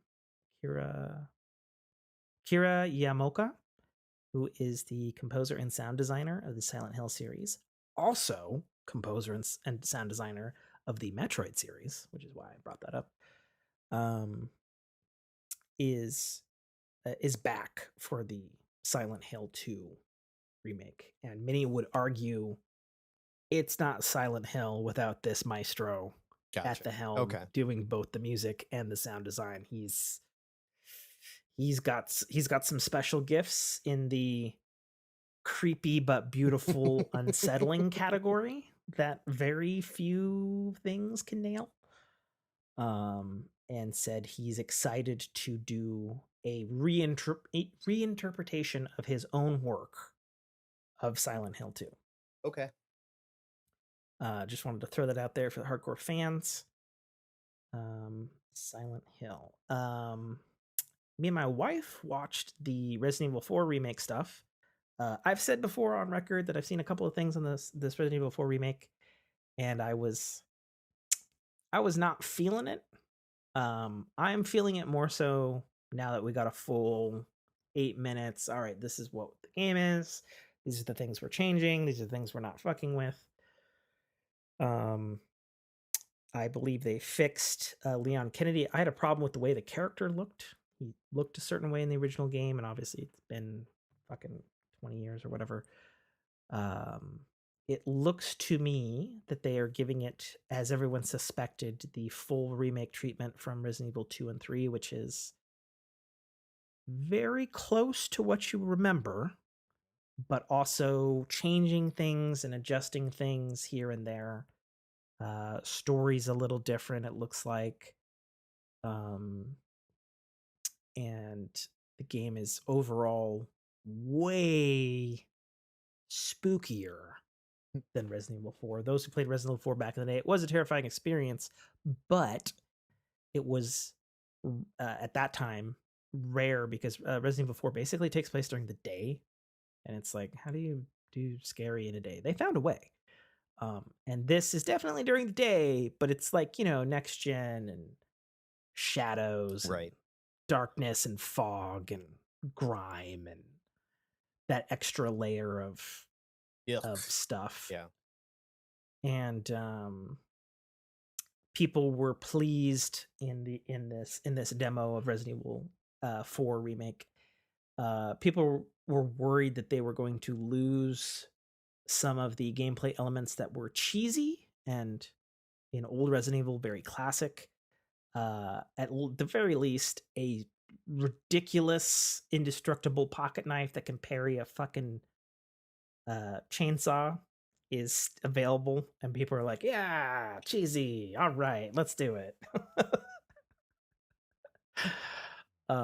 So yeah, so it looks like they're trying to walk that fine line that they did in the 2 and 3 remake, knowing full well there was an interview, a printed interview on IGN where the director was talking about how even in the video game industry, like Resident Evil 4 is not just put up on a pedestal, it's referred to almost as like a godlike game in its perfection and execution, as evidenced by the fact that it's been ported to every goddamn fucking thing that has a CPU on the planet.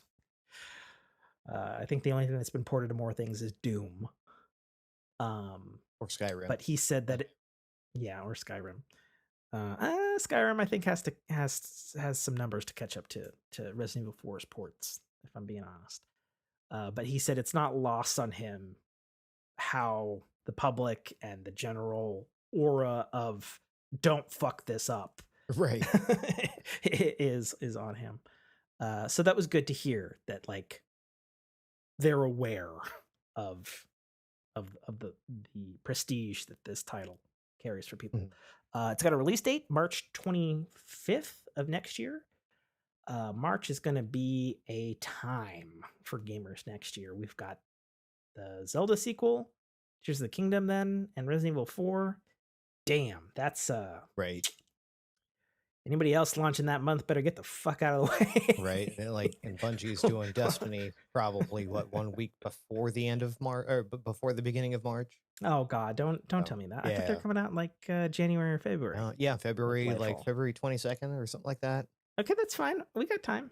Yeah, we got time. Give you a week. Yeah, we got time. Fuck, that's gonna fucking suck. Because I'm back in Destiny now, for better or for worse. And or it could be February 2nd. Or if we're lucky, 100% gonna abandon Destiny for Zelda. Yeah, like that's not even a competition. As you should. Yeah. That's like It's like, no, I've also been waiting for Zelda since 2017. Right. So, you know. And I'm pissed. Oh, you're pissed. Yeah. All right. So everybody knows I'm allergic to so many things. If you're watching the stream, you can fucking see it on my face. So I saw these pop up on Amazon. The Annie's I thought, organic crisp snack bars look like Rice Krispie treats. yeah. Yeah. Because I miss Rice Krispies, Rice Krispie treats, but I can't have them because regular ass Rice Krispies have fucking malted barley in them. Right. And I can't have either of the malted or the barley part. I saw these on Amazon, and these for those who can't see, sorry, on camera, Annie's homegrown organic crispy snack bars original. Gelatin, gluten-free, USD, organic, gluten-free. $5 on Amazon. I thought, okay, if they taste like shit, $5. Right. No biggie. Right. Worthy experiment. These ingredients on the box say, I don't know why it starts with best ingredients, but that's what it says. Best ingredients: organic tapioca syrup, organic rice, organic cane sugar, organic quinoa crisp, organic butter, organic cream lactate, organic navy bean flour, sea salt, gelatin gum, organic brown rice syrup, organic natural flavor, contains milk ingredients. Okay. Cool. That's what the fucking box says. The box that's on Amazon. The fucking package. Right. The individually wrapped. Yeah, which I already have partially open and I was about to eat. And then I thought, oh, I'll just look at the package just to double check to make sure I'm not fucking myself. The package says organic tapioca syrup, organic rice, organic cane syrup, organic quinoa crisp, organic butter, cream lactic acid, organic navy bean flour, sea salt gum, Gillian gum, organic brown rice syrup, and then, of which I'm super, super fucking allergic to, organic vanilla extract.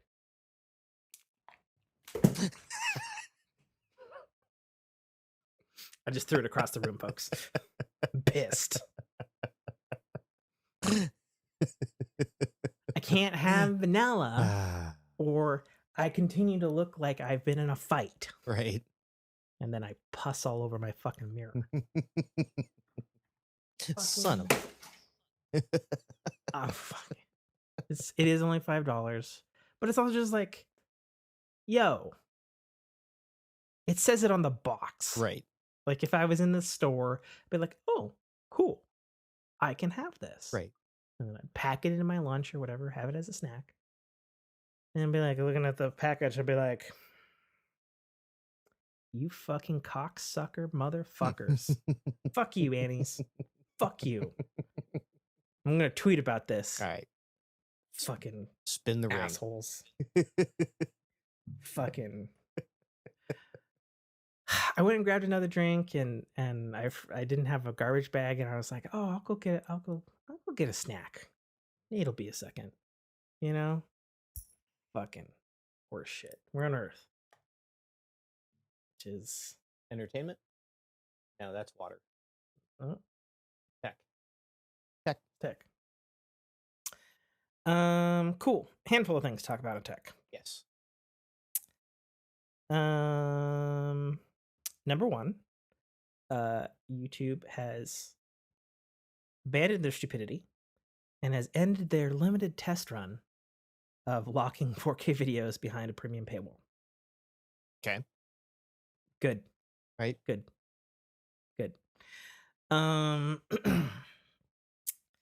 Reviews are in for the Google Pixel Watch. It's so-so. It's a Pixel Watch. It's a first gen. Yeah.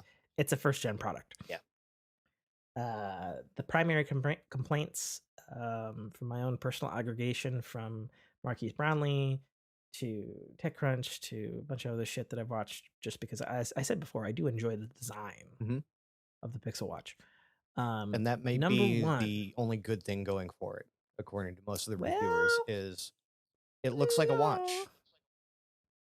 Well, yes. Dude on one of the tech shows that I watch was like, I took it climbing. He's like, the screen broke in an hour. Right. Which and I was like, Oh, I believe when we brought this up the other day yikes. about the design of the Pixel 7 with the big Ooh. dome and me showing the Ooh. little dings and divots in my mostly dome Samsung watch. It's like, no, Yeah. that's not going to be durable. It is not Uh-huh. durable. Yeah, so they're gonna have to figure that out. Yeah, and it does Um, the absolute and basics, what you expect a smartwatch to do. It's got all the Fitbit integrations, mhm. and Well, it's a and middling, yeah, it's a middling product. Marquise Brownlee had an interesting thing because he published his review, and then on his podcast, he said something quite different. His review was rather favorable, but then like a couple of days later, when he did the podcast, he's like, Now that I've I'm been not gonna pull actually my, using it, I'm not yeah, gonna pull my review. He's like, I'm done with it, and you guys know me. I'll jump to whatever product as long as it's good. He's like, the Fitbit stuff, he said, is so stupidly not integrated hmm, that it made him not want to use it sure, and go back to his Apple Watch. yep, And I was like, yeah, that doesn't make any fucking sense to me. If you own fucking Fitbit and you don't have it fucking integrated up the nines. hmm. That's like, But again, you get into the issue that we've always discussed with Samsung watches and Fitbit watches and Google any of the Google watches, the fossils, the diesels, whatnot, is in an effort to be compatible with everything, they're really bad at same things, yeah. right? So to be expected. Yep. There was not an Apple event this week. However, multiple Apple products were announced. They did like an odd, like 10-minute hipster Apple kind of Nintendo Direct thing. Right. I've never seen them do this. It was very odd for them. It felt super out of place. It was like simultaneously like an ad, but not. Right. Like it had Right. like different Apple. Did you see it? Like it was weird. Yeah. Like I don't think it like sucked, but given the It was precedents very out of that character. they Yeah. themselves have set, I would argue Apple has probably one of, if not the top tier in terms of giant corporation press conference Hmm. uh, accoutrements, style, format, presentation, that kind of thing. Right. And this was like This felt like an email blast. Yeah. half iPod ad from the Hmm. 2000s, half one of their ads that would air on primetime TV. Hmm. It was very odd. It was very odd. Like I said, I don't think it sucks. It was just it was jarring, I think is the right word. It was very jarring. It's just like, what the F? Surprising absolutely nobody. New iPad Pro, 2 sizes, M2 chip, USB-C.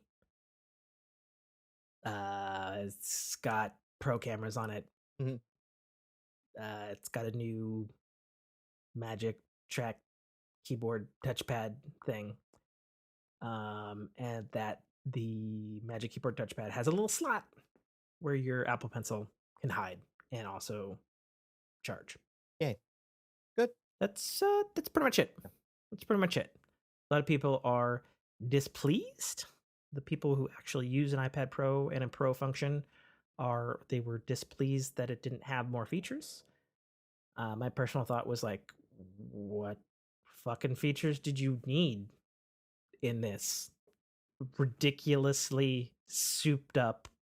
It's running the chip that's in my business work MacBook Air. Right. I was like, it's a crazy chip.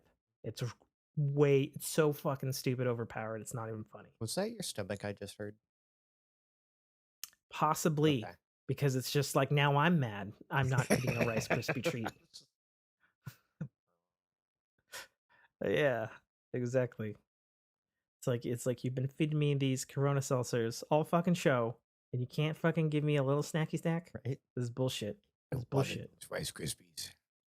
I really did. Like fucking.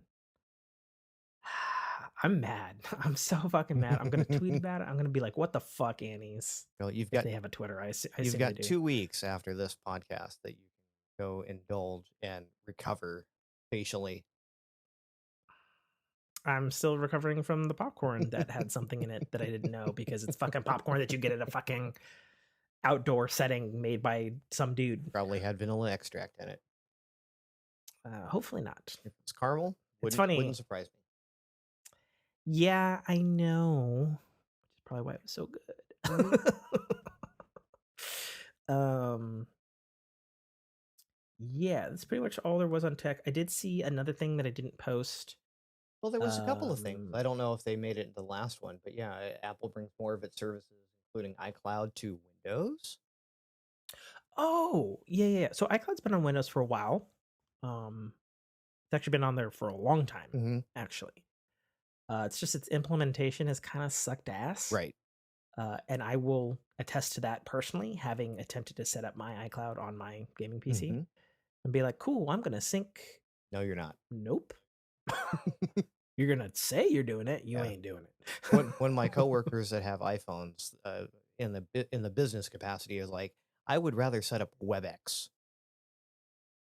Oof. to transfer stuff Oof. from my iPhone to my PC. That tells you a whole Yeah. lot about how the integration was. So yeah, having some sort of native integration, it's a good healthy step. Yeah, so basically the gist of this briefing, which is actually kind of a big deal, and thank you for looking up. Good job, co-host. Mhm. Um, You're I welcome, totally forgot chat. about that.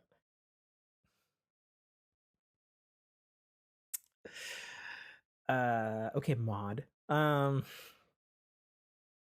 So basically, they're revamping their iCloud integration app, which they do have as a control panel that you can install in Windows, which has been around for like a decade now, but it's not great. Um, that's getting rebuilt beginning of next year, and specifically in Windows 11, that new app will have a tab integrated in Windows 11 specifically for your Apple iCloud photos. Right. Which, if you're a Windows user that has an iPhone, which I imagine is probably pretty fucking common, Mm-hmm. just saying, most people have an Apple phone and probably have a Windows computer. Not necessarily, they're not completely Apple like myself. Right.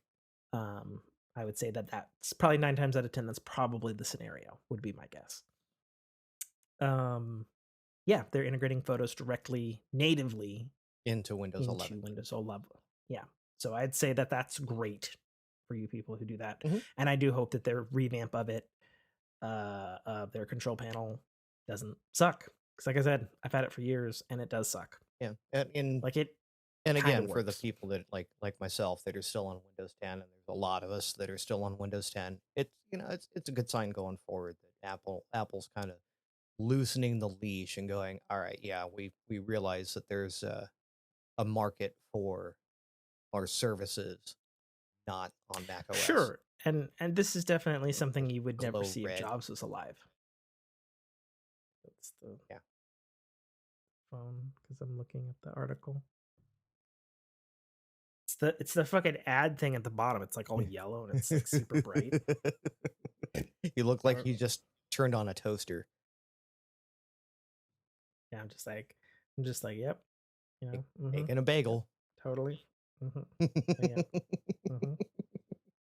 Ding. Okay. And then we had the Microsoft Surface 2022 event, which was no. There's more in that no. release that's very important. Oh, too bad. Xbox finally catching up to PlayStation 5. Has full Apple Music integration now. Mm-hmm. It's live. I've tested it. It works perfectly. It's fantastic. I've wanted this on Xbox. Why? I heard that. I'm like, okay. So here's when I use Apple Music when I'm playing games. Destiny comes to mind. Mm-hmm. When it's just me and I want to do a little grinding or farming.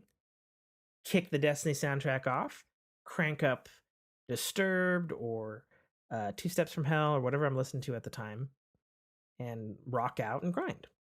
Okay. That's how I use Apple Music. Okay. And I tested it that if you stream natively on Xbox, you can still be using Apple Music, but Apple Music does not output to the stream. So therefore, you could be continuing to rock and not in violation of terms of service. Sure. Which is pretty nice. DMCA violations.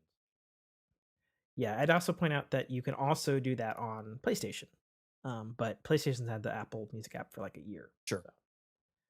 So. It's just nice to get it on Xbox, considering it's had Apple TV Plus on it. Okay. Since it launched. Yeah, I guess I've never really done a whole lot of multitasking natively on my console before. I do that kind of stuff on my PC all the time, but I expect my PC to do that. I've never expected my console to have Spotify or Apple Music playing in the background while I'm gaming. Yeah, and Xbox has had Spotify for a long time. Yeah. But I was like, this is useless to me. Sure. I'm not going to use that. You know? So the fact that it's got Apple Music is fantastic for me. I actually told my in-laws, and they were just like, fucking finally. Sure.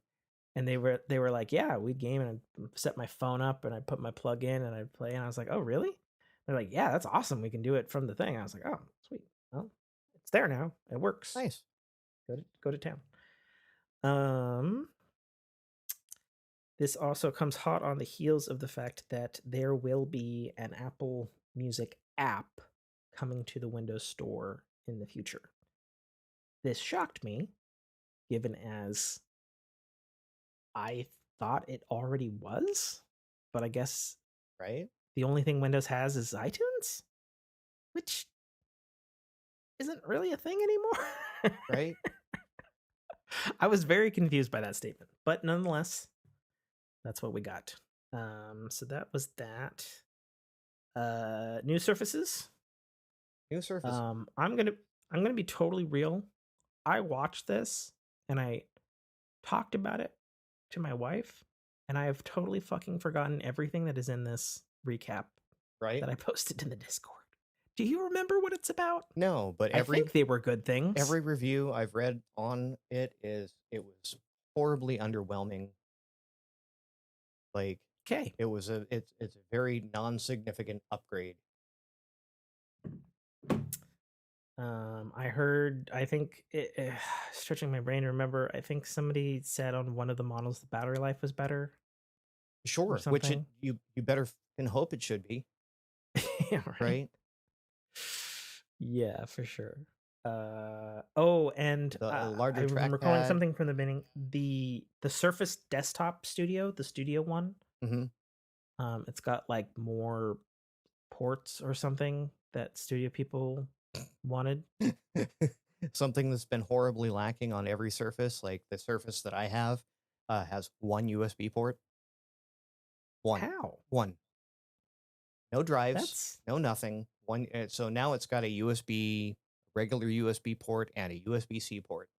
So you have. I could have swore that the original Surfaces had two. Nope, just one. USB ports. The first Surfaces. Yeah. The little 13-inch guy. Yeah, I don't know. Okay, well, whatever. All right, Surface stuff. Not that important, I guess, since neither of us can remember too much. Underwhelming. On a personal note, I figured out what was wrong with my internet. My router was end of life. Yes. And dying. I have a new router that is obnoxious apple white in my setup that has all black things except for the fucking stupid PS5. So now I've got. It's so stupid. So But you're now officially Wi-Fi 6, right? Yes, I'm proper Wi-Fi 6 ACLX, I believe, is the draft that it was, since we stopped using the term drafts. Right. For wireless stuff for some fucking reason. That's People super couldn't annoying. figure it It's out. it's it's super fucking annoying that I learned the lingo of this tech shit, understand it, and then 1 year they're just like, Nobody "You can know figure what this we stuff should out. do? Yeah, or nobody gives a crap what the yeah. Let's call it something fucking Right. else." We're one step away Fuck you. from Super Saiyan codename alligator Wi-Fi. Yeah. But yeah, no, got an upgraded router, got upgraded service, which is actually going to bump up again at the end of the month. Right. Because I guess Yeah, you were saying you got the like half gig now, and it's going to jump up to near full gig. mhm. Yeah, so the gal who came said, unfortunately, the way this development is, we don't have we don't have full fiber Right. to the houses, but that the substation is getting an upgrade at the end of the month, and then the tier that I'm on is just automatically getting boosted. So I Right. got jumped from 250 Mbps down and 10 Mbps up last podcast to 600 down and 20 to, I'm realistically getting about 20 to 23 up, Right. which is fantastic for all the streaming and shit that I do, and also just fucking business emails. Which And ironically I've noticed I've had more glitches from you on Skype this cast than I have in any other. oh, really? Yeah. So I'm gonna go back to the age-old standpoint of blaming Skype, because I had a Skype update today. You had a Windows update. That's what I'm going with, and I'm sticking to it. Let's see. Yeah, you're right. I do actually see a little bit of glitchiness in the stream Oh, that you're see, outputting, which my is my unfortunate. down's good. I don't know why you need to show everybody your Just big I was honking testing it. down. Yeah.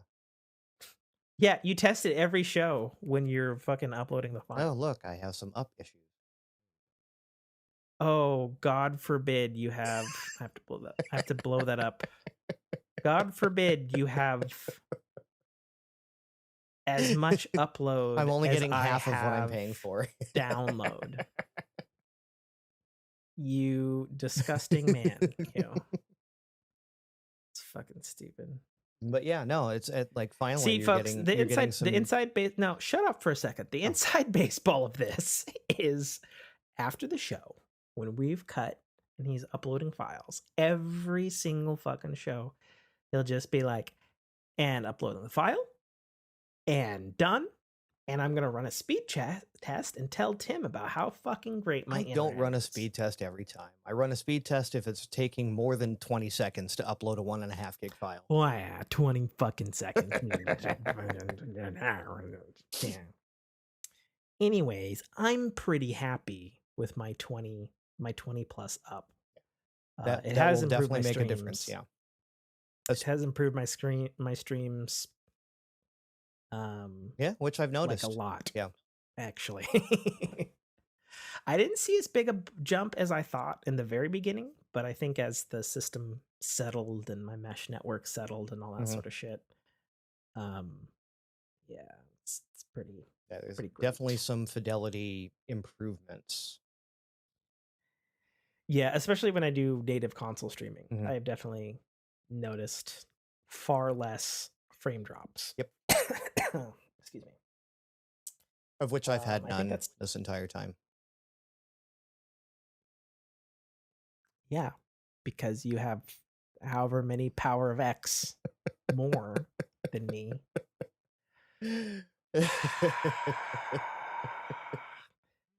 See, I just want to rewind to a point where you were basically begging me to do good at my day job to then give you a new job, so then you don't have to put up with your bullshit.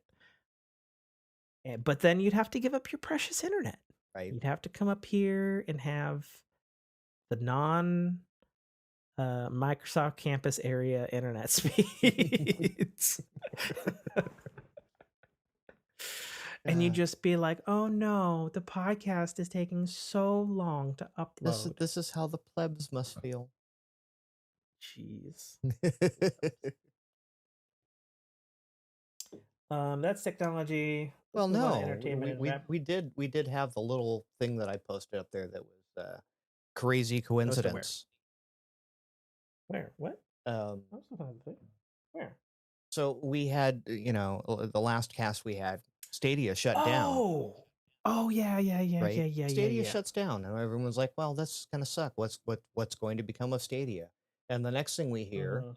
GeForce Now is officially developing specifically for Chromebooks. Yeah, and then they announced gaming Chromebooks, and it was just Uh-huh. like, what in the actual fuck? But it Who is makes this for? absolute sense. It's for everyone that was used to that used to could on Stadia, right? For that market. I mean, I say this being the full Apple zealot that I Hmm. am, but fucking like if you have a choice between gaming on a fucking Chromebook and a new Mac these days, that's not even a choice, man. Right. But Like are you going to buy a that's new Mac for disgusting. the price of one of these gaming Chromebooks? No, you're not. New Macs are pretty fucking cheap these days, man. In comparison to how they were in the Intel days. Well, that is Not true. paying that Intel But premium. Like the prices came way down. Like substantially. At least in terms of entry point price and then also especially your bang for your buck. right. I would argue heavily. Um so I'm And gonna it's say, like, in the way I look at it, it's like there's no way you're ever going to market a enterprise class Chromebook, you saying the words right? gives me the heebie jeebies. Right.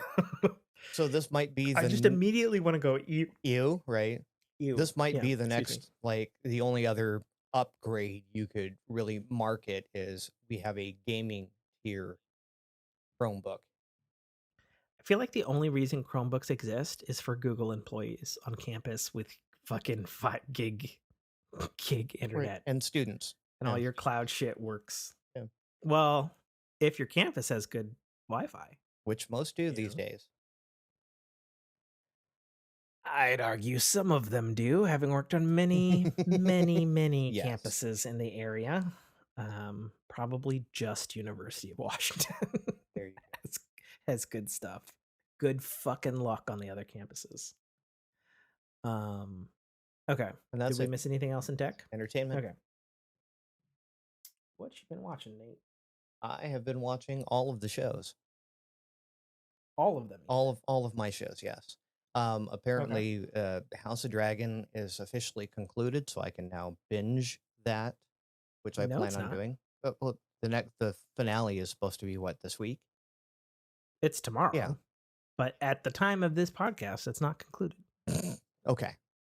By the time you edit it and put it out, people get it in their ears, You don't get that know fork in their if ears. I actually go to bed on time tonight, which is a huge maybe because these podcasts honestly fuck up my sleep for some reason. I don't know why. It could be out before the show premieres. Okay. The show is concluding. I will be able to binge it, There you go. and that's when Yes. I will probably binge it. Believe Rings of Power is also in that same category at this point. It wrapped last week. Okay. As is my understanding. I'm behind. Right. And I want to watch more of She-Hulk it. has wrapped at this point as well. Yes, it wrapped 2 weeks ago. Yep. Did you see it? Of course I did. Okay. Hence me Cool. Hulk smash fourth wall. Oh yeah. Things. Okay, cool. So what do you want to talk about on those things? I'm I know nothing about the first two that I brought up because I've been waiting for them to conclude so I could binge them. Oh, House of Dragon? So yeah, House of Dragon and Rings of Power. I've heard nothing but good things about them at this point. Like, here's my thought, being 9 episodes in, about to watch the finale mhm. on House of Dragon. It is more Game of Thrones in in the quality of writing from the earlier seasons of Game of Thrones, but with the expeditedness of the later seasons. Sure. Which for me, not a bad thing. I personally find is a good thing. The only thing that is jarring in this series is from episode to episode, there are time jumps. Right. And sometimes characters are fucking different actors because time jumps. Right. And you're just like, who the fuck is this guy? And then Jessica will be like, oh, they called him Tim. This is a name. And I was like, that's the same guy? She's like, time jump. It's been like 10 years now. And I was like, okay. Right. That's the only annoying thing about Game of Thrones as a series, as entertainment. The only other thing, and it's kind of a difficult thing to say as a knock. I would say maybe it's a personal preference. It's not overly intriguing to me that it's a prequel. Sure.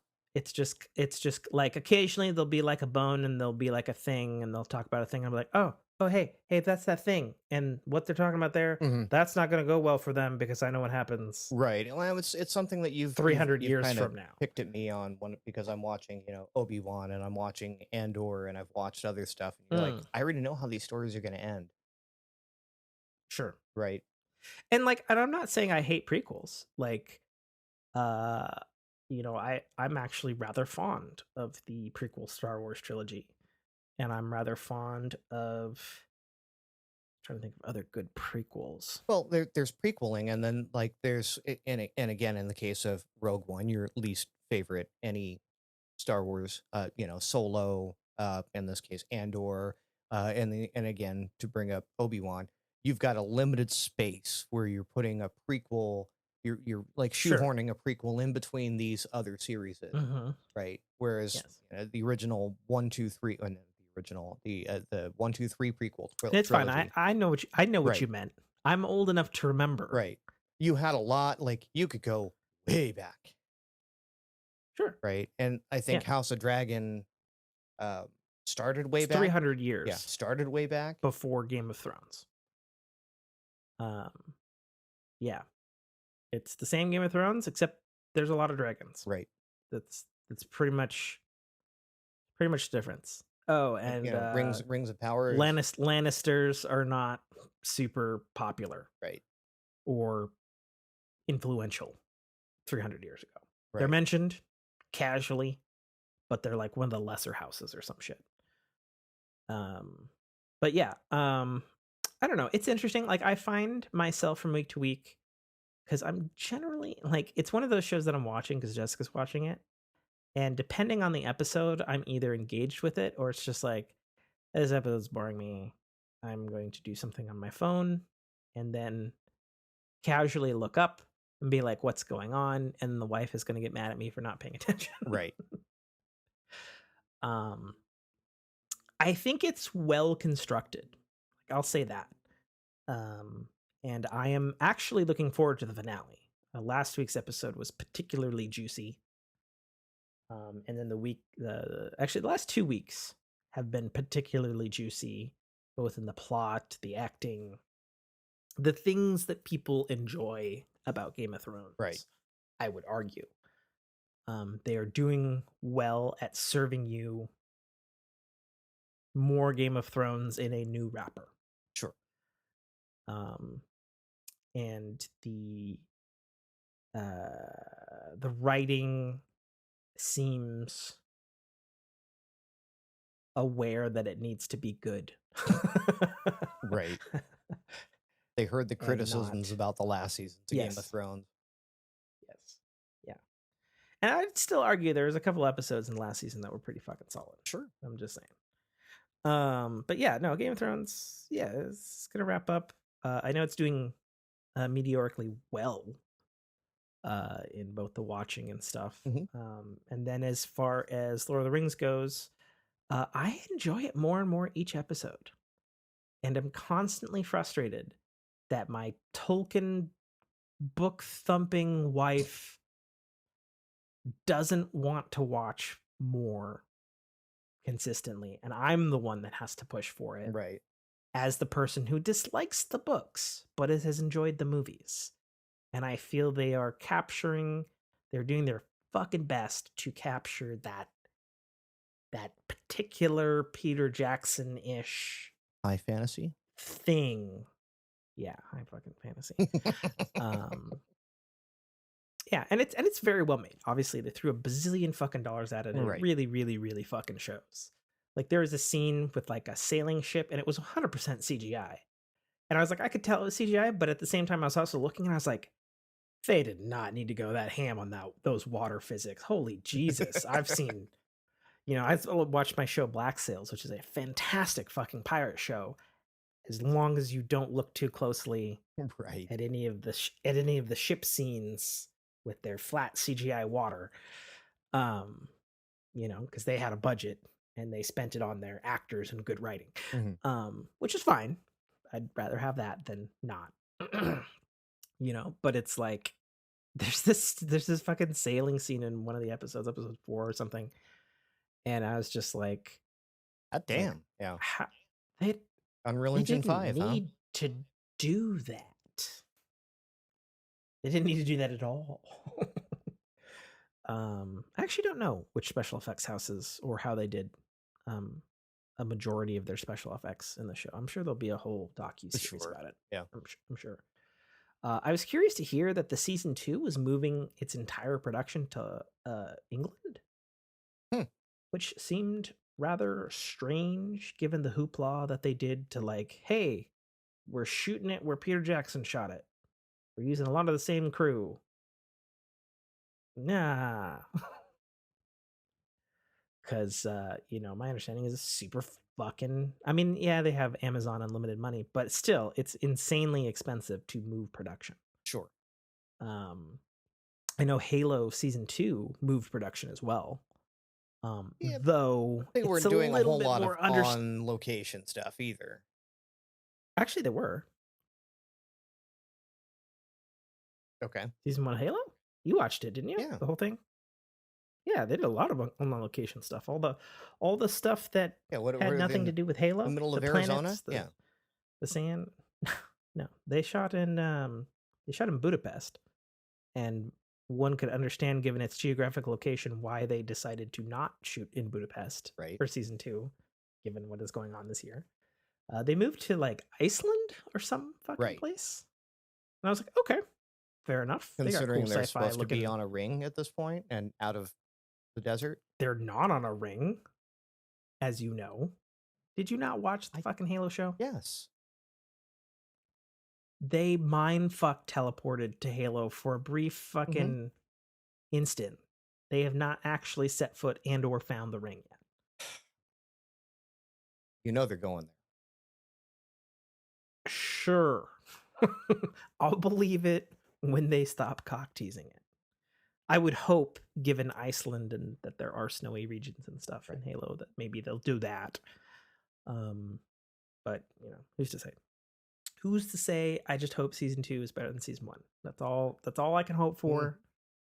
I feel like they have enough talent. They can hopefully bring something out of season 2 whenever it comes. So some news. Pulling out for So Cartoon this Network. I was going to say fandom.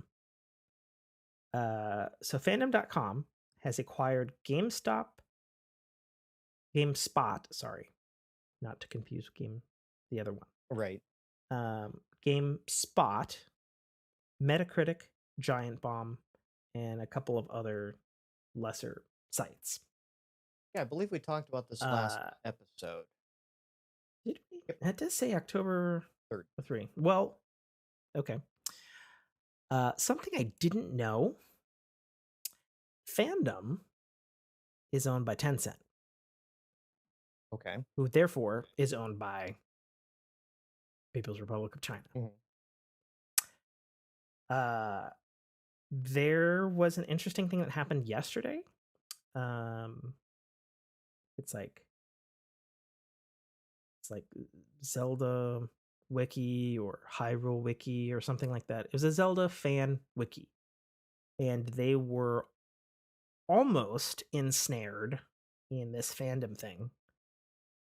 And apparently they have now gone independent, specifically because they didn't want to do with any of this fucking China bullshit. Okay. And I was like, oh, interesting. Good for them.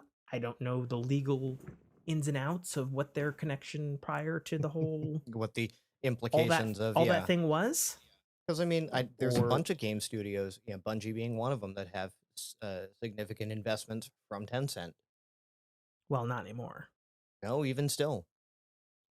No, that was the Hoglaw thing we talked about. The Tencent portion got purchased outright from Sony when they bought Bungie. Okay.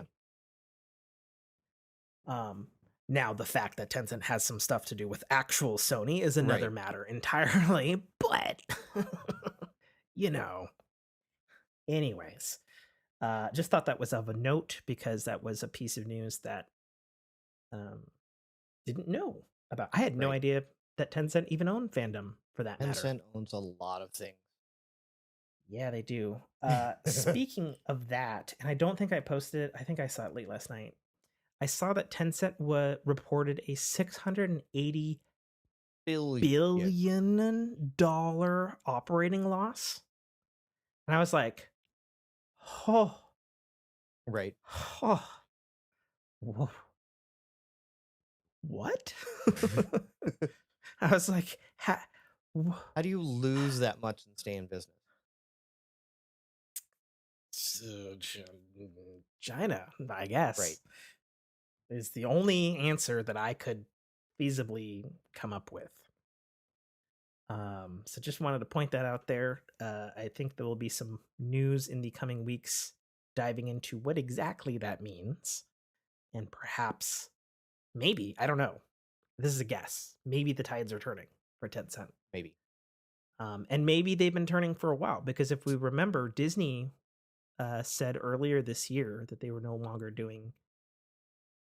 They're no longer changing their movies. They're no longer accepting funding and stuff from, like, was it HK Films and some of the other big China film studios and stuff. And I was like, is that a sign that the times are changing? Is that a sign that the money's, as Woody would say in Toy Story, somebody's poisoned the water hole.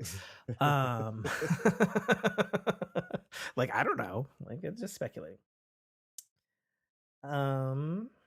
Did we talk? We had to have talked about this. This is on the 8th. Did we talk about Star Trek? We did. Okay. Yeah, all the teasers. Yeah, I watched the New York Comic Con panel last weekend, actually, with all the actors, and they were quite feisty. And there was an interesting thing where the writer was talking about,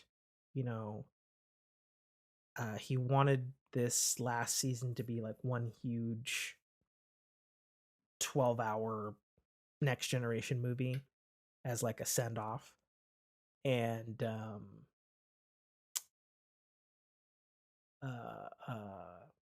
shit. I'm embarrassed for my inner Trekkiness that I am forgetting the name of the actor of Geordie LaForge. LeVar Burton. Thank you. We go. Like, crap, you put me on the spot now. Reading Rainbow. Yeah. LeVar Burton was talking with Patrick Stewart, and somebody had asked them, if this was the end, and is this the last we're ever going to see of the Next Generation crew? And LeVar Burton straight up said he looked at Patrick Stewart and he's like, how about another movie? Right. And I was like, oh, and and that could just be,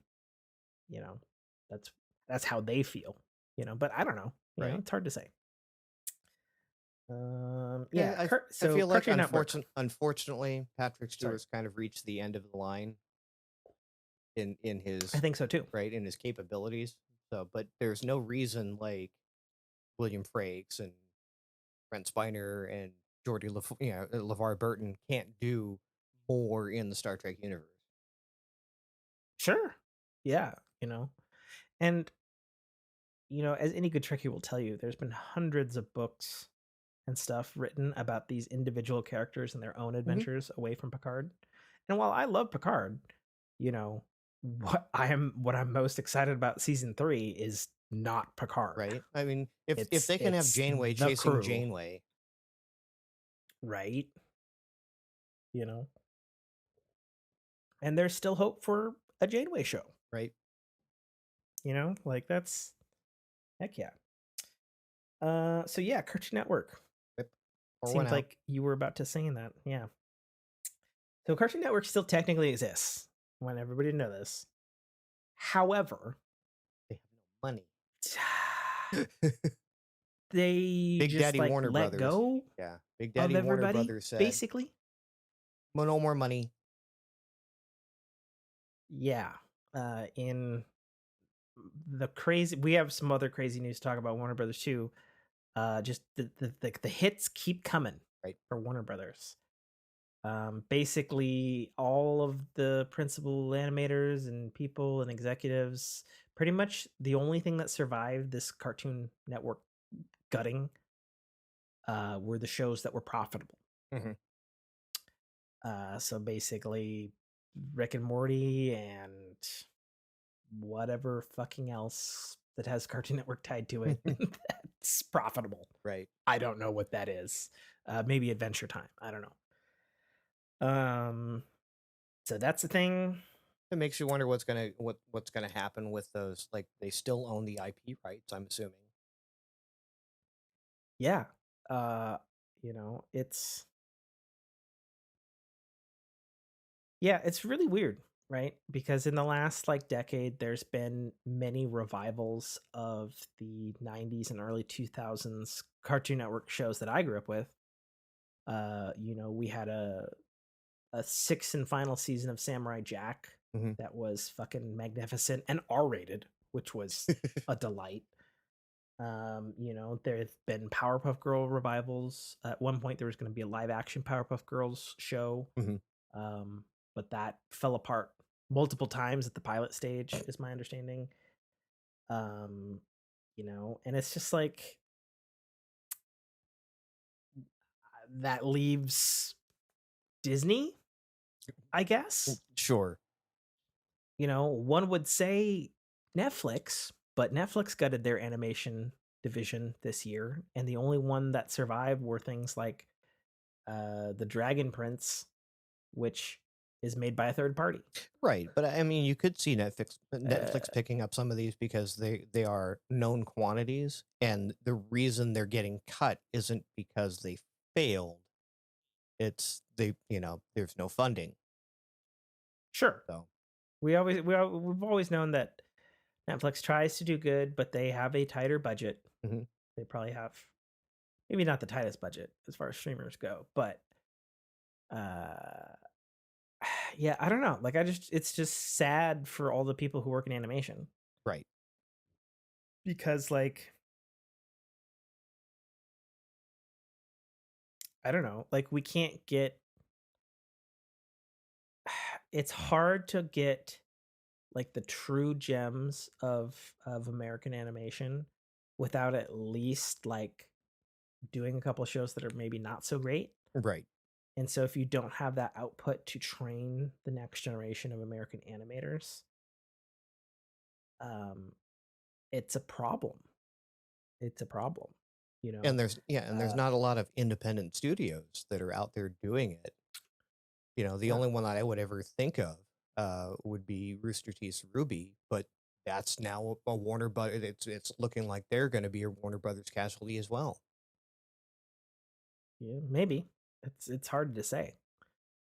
Um I don't know on that one. I know she's been on by Warner Brothers for some time Hmm. now. As I said, it sounds like they're pretty much only keeping the profitable things. Maybe Ruby's profitable. I don't know. I know they still have their show. I know they have video games coming out for it. I know they also have a Japanese animation proper of Ruby as well. It's like a spinoff or Mhm. continuation or something. I'm not sure, and I'm also not caught up on Ruby. I'm on like season 4 or something. But, you got Batgirl that went in the trash can. Yeah, So, it's hard to say right? A lot of people are saying what's that, happening. Warner Brothers is going to live and die by Black Adam. Yeah, well, and I actually just looked just before here. It's having a smashing opening weekend. Good. I've not seen it. I actually forgot that it was out, which is dumb because earlier this week I was like, yeah, I want to see it. I know my in-laws saw it, and my father-in-law's huge, super, super, super huge comic book nerd, as I've said before, and he said it was quote unquote fucking amazing. Okay. So we'll see. Um, it's pretty much been confirmed by the entire internet at this point. The Marvel style after credits that's in Black Adam. Have you heard about this? No, Did did you want me to I say what it don't is care. since the whole internet knows? The whole internet knows this. I don't feel this is a spoiler because The Rock has been already teasing it in all of his stuff. Basically, the end credits scene has Black Adam meeting Henry Cavill's Superman. And as people know, Henry Cavill hasn't been Superman in DC for many, many, many Mhm. years since Justice League was originally shot way back in 2017. And he's there, like in face, in costume. He's fucking Superman again. Right. And that's huge because I personally love Henry Cavill as Superman. He is the most comic book accurate Superman, in my opinion, because he's the only one who looks like the fucking like the Superman comics that I grew up. I realized Sure. obviously there's different eras, Yeah. and he was less muscular earlier and stuff. Obviously, I know that history. But it's like my Superman was just fucking Olympian, chiseled, curled hair, Right. fucking My Superman was George Reeves, not ludicrous. even Christopher Reeves. George Reeves Superman. Oh, see, there you go. Black and white, You baby. know. So yeah, and that, and I think Henry Cavill's come a long way in his acting career uh since his first outing as Superman. Mhm. I think he's done really well to diversify himself as an actor, both from Mission Impossible, being a villain, to obviously The Witcher. I think he's fantastic in, and the fact that he's, even though he's a god of a man, he's also a true nerd as Right. well, like literal true nerd, which is just fantastic. Like that's who you want playing Superman. Just the fact that he works hard at his body and happens to be blessed with fucking Kryptonian genetics is a whole other thing. you know? But yeah. Um yeah, Black Adam's out now. My father-in-law vouches for it as he's a hardcore DC and Marvel guy. I would I would say it's probably pretty good if he said it was fucking awesome. So, the internet, of course, is super, super fucking mixed on it. But Because so that's it the goes. internet. Yeah. So an interesting thing happened Tuesday, Wednesday of this week, also at Warner Brothers. This was interesting. So Walter Hamada is the chief DC executive at DC Films for Warner Brothers. He walked out of the building early in the morning and then turned in his resignation in the afternoon. Okay. Um, allegedly, huge emphasis. This was because The Rock went behind his back to shoot this scene with Henry Cavill and get it in the movie because he had been planning to ditch Henry Cavill and introduce a black Superman. Sure. This had been rumored for many, many years. It had been rumored that Michael B. Jordan was in talks to do it. We've talked many times about that Mhm. particular nugget. But these were the allegednesses that he was fucking done. He's quitting. resigning, retiring, whatever. This comes obviously at a huge time where every fucking thing else is changing in Warner Brothers. And I think the current head of Warner Brothers, um, David Zaslav, had said they are looking for their Kevin Feige for Disney, or Right. for not for Disney, for For DC. DC. Sorry. Um, and it's a very funny thing because I posted an article in Discord by CBR.com, pointing out that DC already has its Kevin Feige. He just doesn't work in the movie division.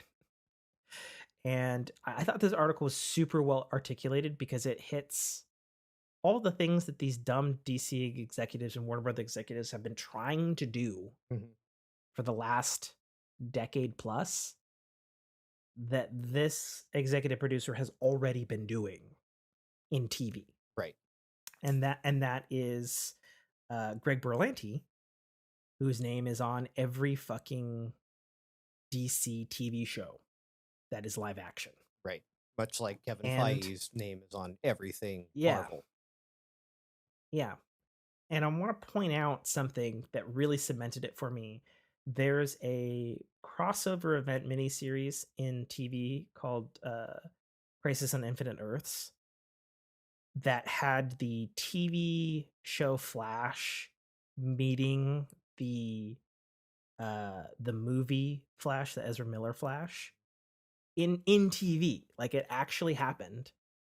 And then we had like different Supermans. We had like we had the Smallville Superman meeting the current Superman in the TV universe, Right. and all this sort of shit. And it was like their Endgame kind of thing, but on TV. It was smaller scale, but it was still like, it was fucking cool as fans. And it's like, this dude pulled off on TV with a shoestring budget what they've been largely failing to do with the DC movies, with the exception of a few of them. Right. Actually linking And it's them together. like, why would you not give the dude who's already like has been pumping out literally hundreds of episodes of, sure, some are better than others quality of TV, but it's like, dude's been like a fucking insane producer, right? Why would you not put him in charge of the movies? Right. And if he had proper funding, or at least put him on the board, right? Yeah, like, well, I don't understand. Like, why would you not take your most valuable thing? And I don't know. And maybe the hesitation, maybe the thinking is, well, he is really good at that. Don't fuck up the TV thing. It's doing fine. It's profitable, whatever. Right. But again, you would at least have him in the room and go, hey, this is what I'm doing with the TV show. We can work this. And then bring it back in. Like, much like Marvel's doing, to my annoyance, because now I have to keep watching everything that comes out if I want to stay on top of anything. But, like, why not? Why not? Like, why not get this guy into the room? And the only thing that I can think that comes to mind is there's been numerous Comic-Con interviews and stuff, and live panels, with writer, animator, executive producer, and director Bruce Timm, who is responsible for the animated DC universe that is heralded as, it's perfect. Why can't we just fucking do this in live action? Why is it so easy for them to do this in animation and they just can't fucking do it? And he has said numerous times, because he's still in that department, producing animated shows and stuff like that. They're like, yeah, no, they won't let me do a movie. They won't let me cross over. Won't let me move up. I'm probably just going to do this until I die. And he said it super begrudgingly, super honestly. And I was just like, huh, I wonder if that's just the fucking thinking at DC. I don't know. We'll find out soon when the checks come due. Yeah. And again, with Black Adam, we'll see. I hope it has a good run. I've heard rumors, obviously coming from the being a fan of the Fast franchise, that and then correlated also in other articles that The Rock can be exceptionally hard to work with, exceptionally demanding. See, it's interesting you hear that because I feel like the opposite is said. Like people have been saying that about Vin Vin Diesel? Oh Diesel. yeah. So I don't know. It's hard to say. Oh. Hard to say. Hard to say. So I did watch a couple of things this week. Me and the wife watched horror movie Black Phone. And Which we I also tried to find so I could catch up, but yeah, it's not. It's for rent on streaming services or part of a it's on Peacock subscription. yeah, Yeah. it's on Peacock. Yeah, we watched it on Peacock. Thanks, father-in-law. Um it was interesting. We were quaffling around trying to find a horror movie to watch. Because Jessica was being super indecisive, and then I was like, "How about this one?" And she was like, "Okay, fine." And we watched it, and it was solid. It was super solid. I wouldn't say that it's like particularly like super scary or anything. Right. Like the basic premise is, and I didn't know this going into the film, but it's a period piece in the 70s about like this dude played by Ethan Hawke, uh, who like Grabber. kidnapped, Yeah. yeah, the grabber. He kidnaps children and then like does like weird serial killer shit to them. And this movie centers around this one kid who gets captured, and there's this black phone in this like dungeon that the grabber has. It's not connected to anything, but then like the ghosts of the victims like call the kid or whatever Okay. to like help him, and that's basically the core premise of the movie. It's just well made. It's well acted. It's from both director and writer Scott Derrickson. And if those are familiar, he's done lots of horror movies, particularly a movie called Insidious, which I haven't seen, but Jessica said she was a huge Mm. fan of and says scared the shit out of her. But more people would know him from the fact that he wrote and directed the first Doctor Strange film. Gotcha. Okay. But yeah, Black Phone. It was really good. It was really solid. Like I said, I didn't think it was particularly scary. It was more of a serial killer horrific thriller than like raw horror movie. Like I'm there's a looking couple at of it. It's jumps. 103-minute runtime, so not excessively. No, it's not. It does not overstay its welcome. It It doesn't. had an $18 million budget. Yeah, it's pretty low, right? Yeah. Yeah. I mean, it I'm thinking about the movie now. There's a school, there's a couple of houses, and a dungeon for a set. Right. And some outside shooting behind a fucking dilapidated fucking Albertsons or something. So But most yeah, of no, that budget it was probably went to Ethan Hawke and what's his name, oh, Jeremy probably Davies. for sure. Jeremy Davies not in it that much. He plays the dad of the kid, and he's a fucking drunkard. It's got like maybe 3 scenes in the film. There you go. Keep the cost But down. yeah, no, most of it went to Ethan Hawke. But yeah, no, it's a good movie. Thoroughly enjoyed it. But what I'm more interested in talking about is me and Jessica watched the first 2 episodes, which I didn't know that the first 2 episodes were out. But we watched the new Lisa Joy and Jonathan Nolan sci-fi show on Amazon called Peripheral? The I want Peripheral. to see that. Yeah. Yes, you do want to see it, Nate. Yes, you From do. As a from the Westworld people person, behind Westworld, yeah. yes, yes.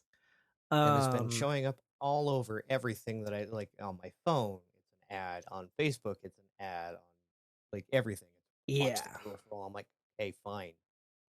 So I had such an interesting experience with it. So The first episode did not grab me. Okay. The first episode ends in a super weird spot. I was like, why would they end there? I'm interested, but I don't know if I like it yet.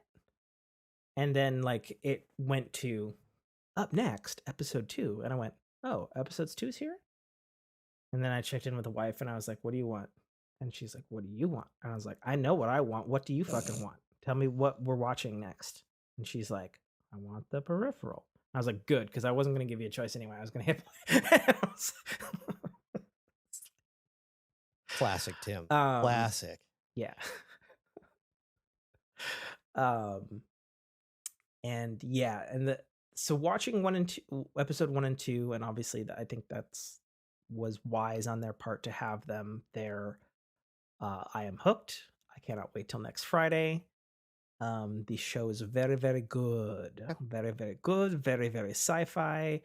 And all I'll say is whatever you've seen, I haven't seen any or heard about it. Haven't heard you any. Haven't heard Nope. anything?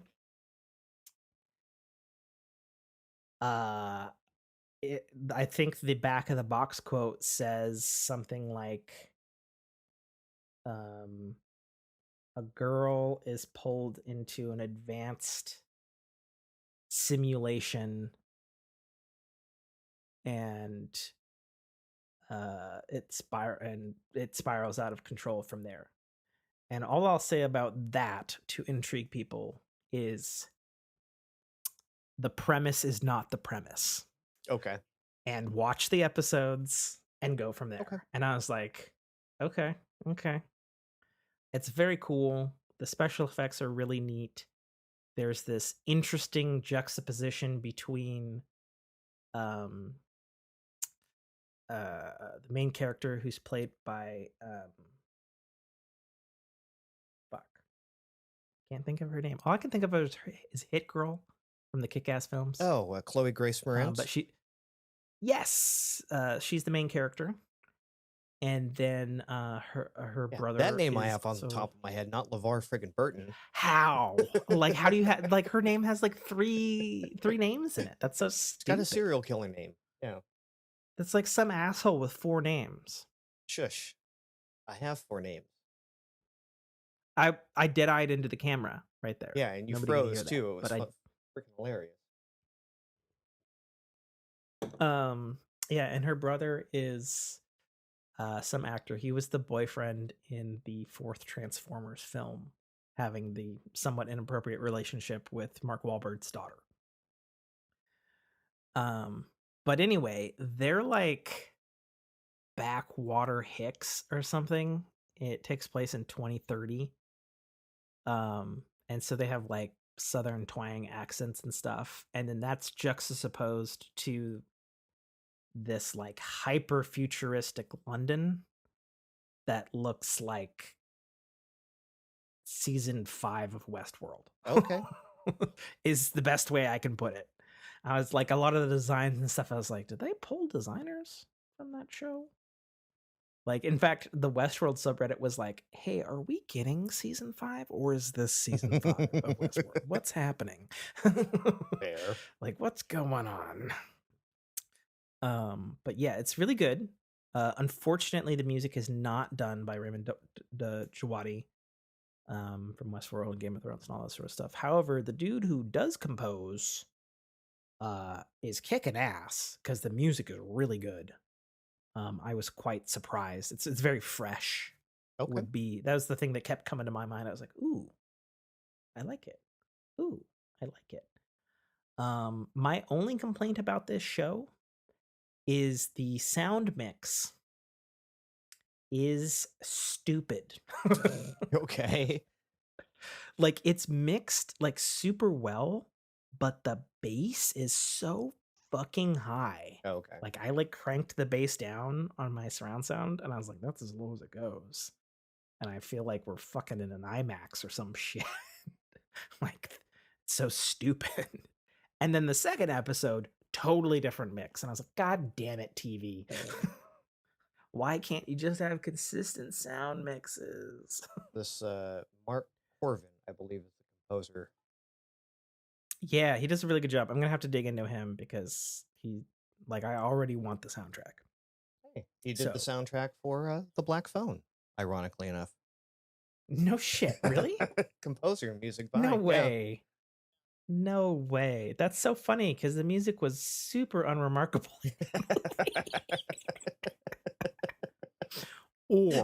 Or alternately, as Danny Elfman would say, he believes that it's his job as a composer To get out of the to, way, yeah. yeah, to if you walk out of the movie and you don't even think about the score, he's like, I've done my job. The problem is You with know? Danny Elfman is all you think about is the score when you walk out of a Yeah, movie. I know because it's Danny Elfman and he fucking kills it a lot of the time. Uh, so Yeah, yeah, no. he's So the his peripheral, credits are Resident Evil, Welcome to Raccoon City, okay. Black Phone, No One Gets Out Alive. So horror. Yeah, he likes horror apparently. That's okay. Sometimes people who stay in the horror lane, they can Yeah. have great range because the peripheral doesn't have. It's very. I don't know how to describe it. It's very. It sounds a bit like the newer Westworld stuff. That's like kind of more tech futuristy, but it has this like kind of like it almost feels a little 80s in a way Okay. to it, but it like fits this kind of like, like they basically introduce a world right off the rip of, there's this podunk town and I don't even know which state they're in, but they've got southern accents, so somewhere around there.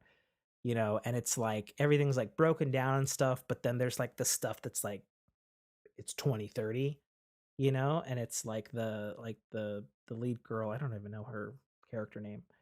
But she like works in a industrial 3D print shop, that just like, they send orders to her and she makes shit for people, like just like huge bays of 3D printers behind her and stuff. And it's like, oh, okay, yeah, I could see that in 2030. Sure, yeah, why not? We're already getting there. There's some companies You now know, that are strictly just 3D printing sure, everything. yeah. So yeah, no, I I want the next episode. That's where I'm at. I'm ready. I'm ready for the next episode. I'm ready to go on this ride. I didn't know to the credits that apparently it's based on a book, so that's a thing. Okay. Um, yeah, it's very good. It is 100%, I think, a Nate show.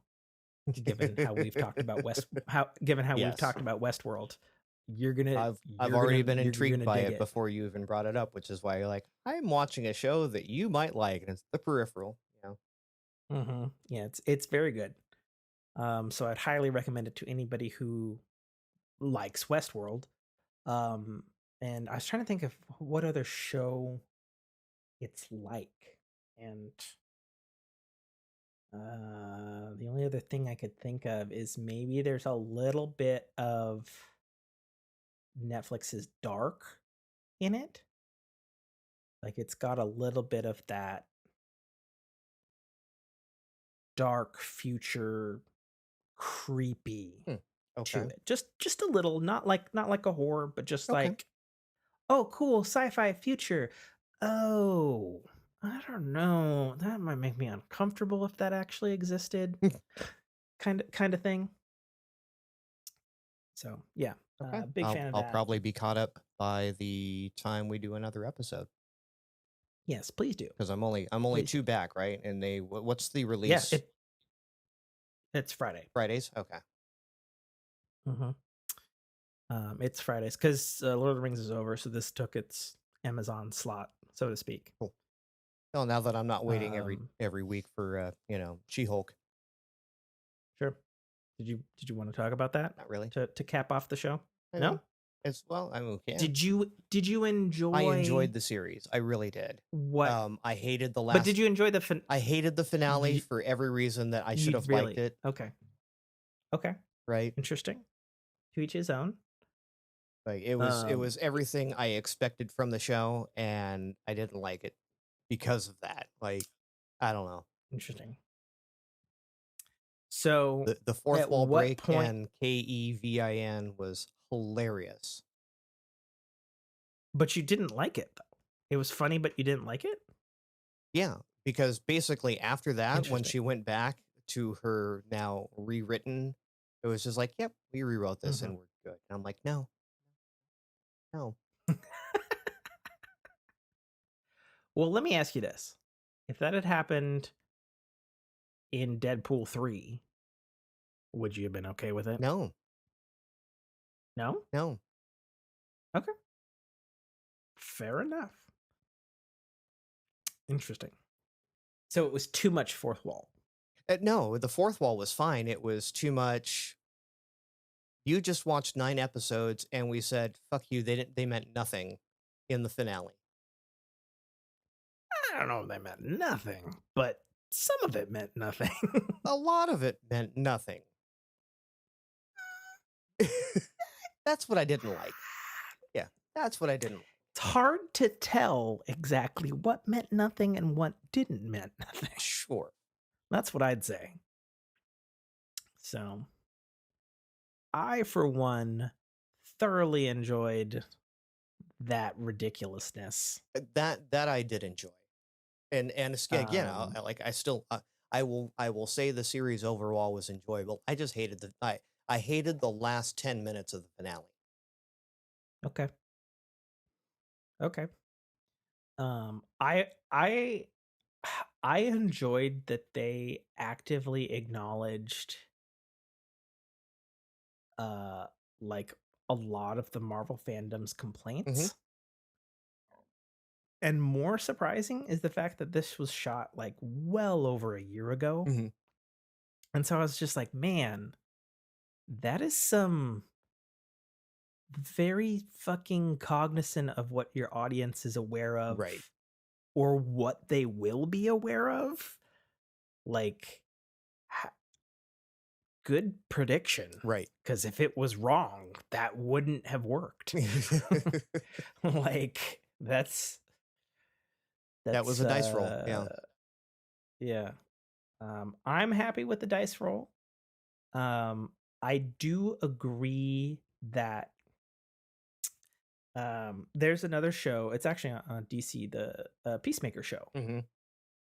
that it doesn't break the fourth wall, but uh they do shit on the DC universe Right. in the show. I'm pretty sure John Cena calls Batman a fucking cunt at some point in time in the Right. show. And Much like Deadpool shits all over every bit of financing. yeah, sure. So, self-effacing Um humor has become something of a somewhat of a trend. yeah, I suppose so. I think the thing, and I understand where fans are coming at, where people felt that it was a little too much in She-Hulk, like too much middle finger to fans. Sure. Um whereas I, at least on She-Hulk, I feel like it was just the right amount. Mhm. Yeah, Um if you I, feel if you feel insulted by anything in She-Hulk, you should probably take a long, hard look in the mirror and wonder why sure. she's making fun of you. Absolutely. Absolutely. Um I feel like, like if something like this happened on, like, Star Trek or something, I Mhm. feel like it would be an entirely different story. Um, I think the only other thing that I could say, other than the fact that I did enjoy the finale of She-Hulk, is Love the intro, her by the way. fourth. I loved the freaking intro, right? Right? How fantastic was that? Just big Um, speed that up. Holy crap. What a I mean, it's so funny because, like, when you watch it, you're amazed, but, like, after the fact, you're just like, That was exactly well, yeah. this is a genuinely humorous, like a Deadpool style humorous, um, Marvel show, Mhm. and it's about a Hulk. Of course, they're gonna go back to the old TV show Hulk. Right. Like, why wouldn't you, like, mine that gold? Like, why not? You know? Like, especially because, that show was, like, super Mhm. huge for so many people. Not just comic book people at the time, obviously, but obviously people who, like, didn't even know about Hulk, Yeah, or I whatever. didn't I didn't know a lot about comics, and there, we had the Hulk show, we had Spider-Man in his, onesie pajamas, Mhm. and then Wonder Woman. That was basically, you know, outs Well, Adam well, West yeah, Batman. Adam West Batman and, George Superman. Right. Going further back by a lot. Right. Um, but yeah, like it's like a anyway. Yeah. It was a fantastic intro. I could like it was great. Um, I was gonna say, as a comic book fan, She-Hulk was doing the fourth wall break before Mhm. Deadpool, actually. Um, so there's been a lot of really retarded debates online about, "Meh, Deadpool does fourth wall break and She-Hulk is ripping off Deadpool," and then the comic book people are like, "Meh, She-Hulk fucking did it first. Deadpool's ripping off She-Hulk, that sexist man," and then it just fucking spirals out of Right. control from there, and it's like, ugh. See, now that part of the fandom is exhausting Right. because I know this, but the fact that, like, people embattle each Right. other about this stuff is So so so what if you proved you were right? so So fucking what? stupid, Right? Okay, so She-Hulk did it you first. know? Great. Does it make Deadpool any less funny or amusing, or vice versa? No. Okay, cool. So what Um, was the point of arguing? Oh, she did it first. Good. it's like you can have fourth wall, like, think of it this way, like, She-Hulk is a fourth wall breaking character, but is not a overly, like, 90s 2000 cartoon crass character Right. She's got like the Deadpool. Ferris Bueller type fourth wall breaks. Oh yeah, actually, I didn't even think about. Yeah, yeah, you're right. They are much more Ferris Buellerly. Buellerly, Buellerly. Bueller. Yeah. I can't say that word well. Anyway, Pharisee. I think we're at the end of the show. This is the end of the show. This is it. We've been live for too long. Nate's dead. You can upload in the morning if you want. Yeah, I'm all Okay, that's all good. good. Yes, is Might the not end. be a whole lot of post show conversation. That's You're fine like, good. I've because, been as I listening said, to your voice for long or freaking enough. no, no, no, no. Like the inside baseball is like last podcast, like I was dead. At the end of the podcast, you uploaded the shows. I got up from the like I stood up, and then my body was like, "Alrighty then, what are we Right. doing?" And I was like, "No, I want to sleep." And then the body was like, "Nah, we're getting drunk and watching YouTube, bitch." And I was like, "Fuck." And that's exactly what I did till fucking 5 in the morning. Hilarious. All right. But not good We for me. doing sign outs? Okay. Yes. This has been the Fork in Your Ear podcast. You can find all of our stuff at W.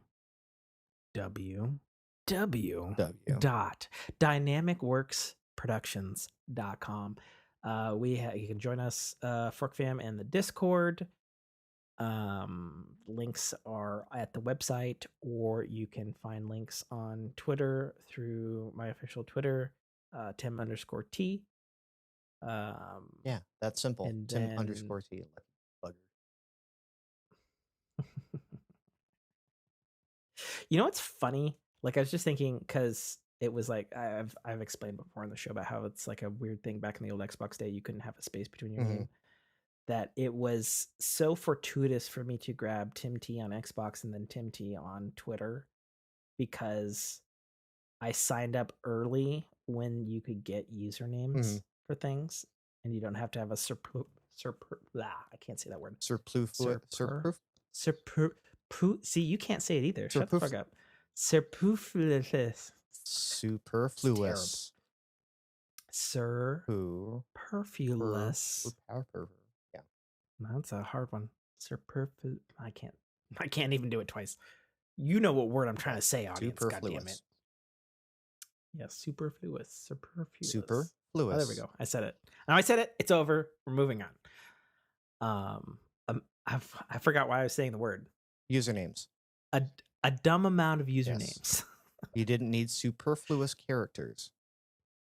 Yeah. Anyways, we're all broken. We're at the end of the show. Yes. Tim_T. www.dynamicworksproductions.com. And if you guys want to find chat, I'm at GGN8FOO. Timmy. Chat. Yay! Does that come on the recording now, or is that on the stream? That's on stream only. God damn it. Now I have to add a sound effect, Nate. And it's going to sound dumb. All right. Job's done. God. Are you able to... Do you have that yay in like a file I can insert into the show? Sure. Send that on the upload, too. Because I have to find a new sound effect every goddamn time. I like the work you do, though. Do you? I do. I could send you the track with the soundboard. Yeah, let's do that. Let's do that. Let's give the actual podcast listeners the actual yay that they don't ever hear, except for maybe that one time where your audio was shit, and I think I had to use your audio. You had to use the mix on my recorder end. Yeah, I had to use the mix on my end. So, oh shit, we've been still talking. This is the end of the show. This is it. It's over. Why are you still here? Fierce Bueller, go away. Go home. Go. You're still here? It's been almost 4 hours. Charge your phone. Turn it off. Go make love to your wife or husband. Stream's off. Feed your kids. Oh, the stream's off. Podcast is still going. Suck it, Twitch people. I figured I'd give it the unironic ending. Oh, man. Okay, now I'm stopping recording. Thank you for listening to a Dynamic Works production podcast. You can find our podcast at www.dynamicworksproductions.com. Feel free to email us at dynamicworks@mac.com.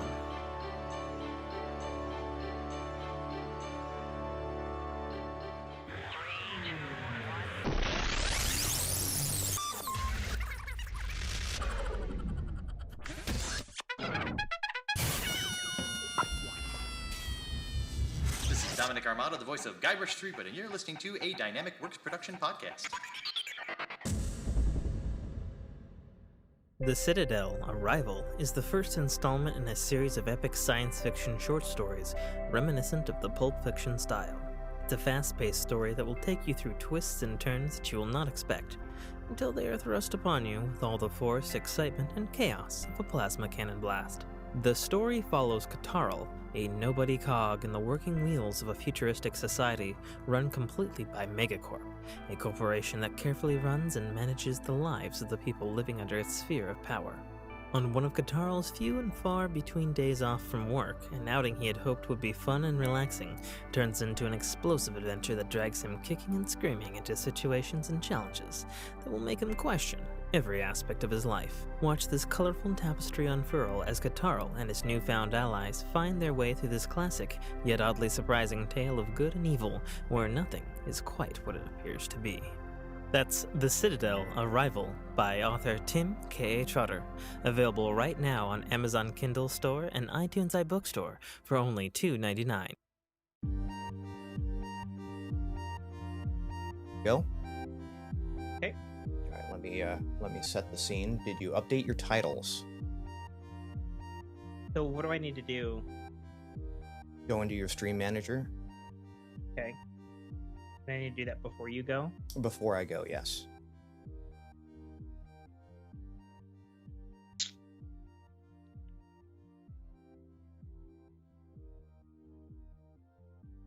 Okay, no. No. Hang on. Oh.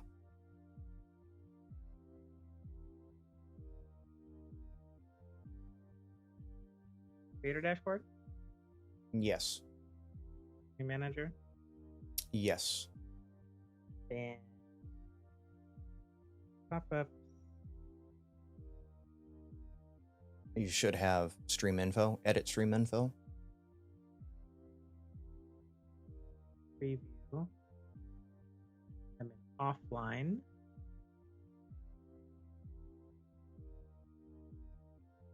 Oh, here it is. Okay.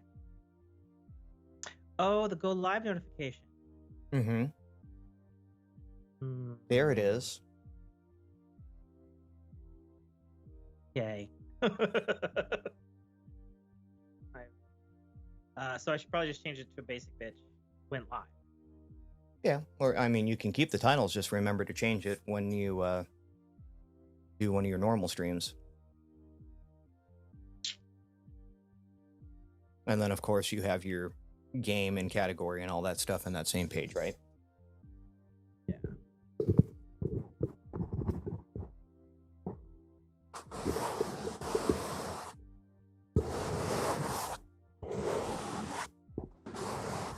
Yeah, I can't see you right now, but I'm pretty sure you're,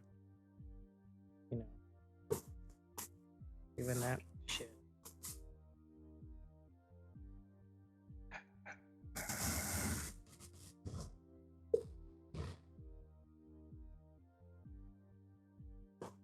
Very annoying. Love it.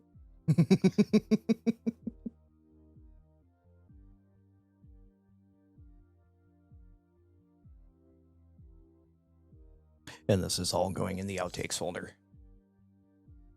Yes, it is.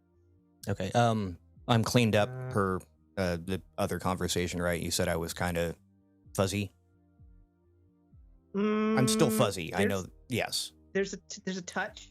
Yeah. But it sounds like normal Skype, and it's totally livable since I know that I will get your better audio. Bingo.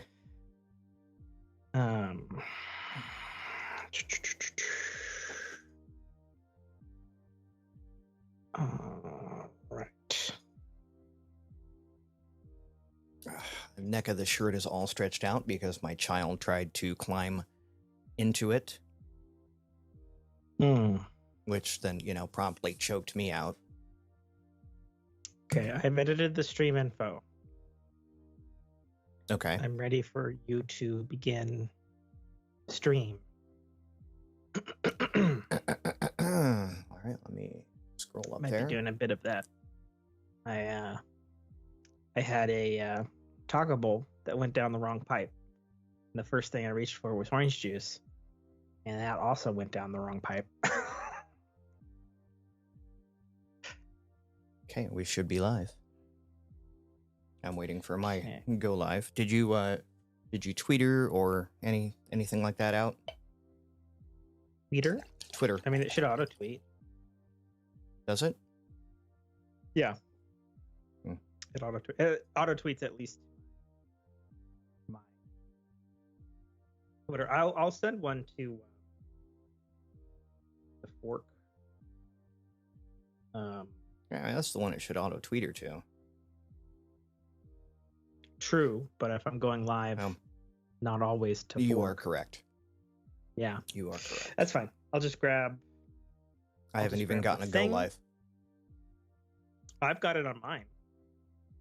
Got the fork image, and it is streaming. Right. No, I'm saying I didn't get the go live from Twitch on my. Oh, I mean, I changed it. Yeah. Fork in your ear podcast live. Blasting the Discord, blasting the Twitter. say, we already have 2 viewers. I wonder who they are. It's probably us. A friend of mine might be watching. I told him I was going. There's a you. There's a me. I see and there's a 6 bunch of viewers on my bots. Yeah. dashboard. Bunch of bots. Yeah? Yeah. Is that what those are? Yep. That's okay. Yeah. Yes and no. They don't help you. They don't hurt you.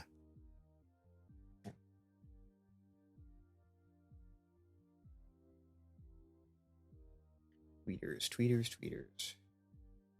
Oh, hey, there it is. I just got that one. And then doing the Twitters.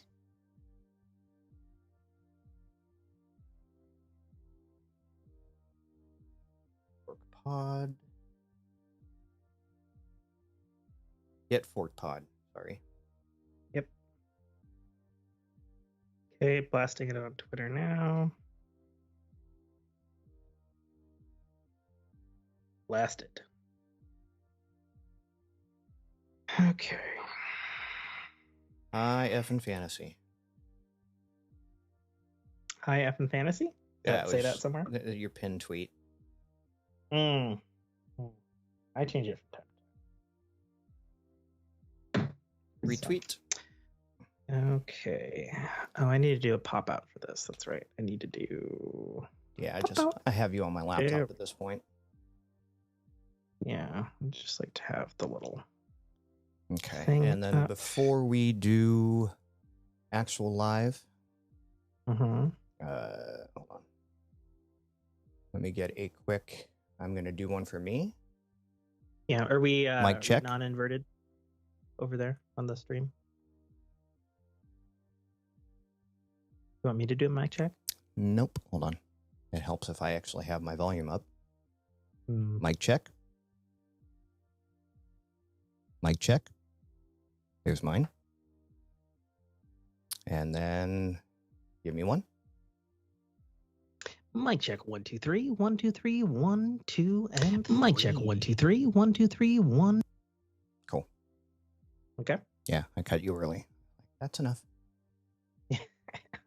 We don't need it echoing again.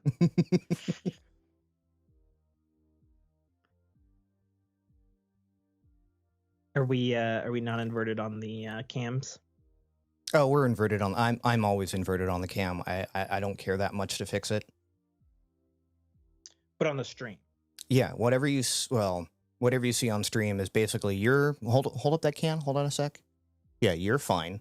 I can read Batman. I can read Corona, and I'm inverted. So okay. Yeah, that's fine. From the inverted realm. Yeah. Live with Nate Fu. I mean, it'd be nice if I was the other way around, because then I'd actually be facing you. But alas. Yeah. Well, we can't have everything. Can't have everything. Are we ready? Mm-hmm. All right. We need to cut in. Do we doing the cut in before we go? Yes. Okay. Otherwise, it shows up on stream. Okay, you ready? Yep. In 3, 2, 1. Cut in. Cut in.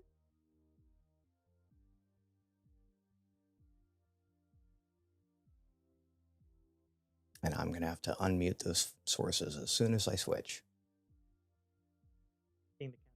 I'll start when it starts. Oh, don't do that.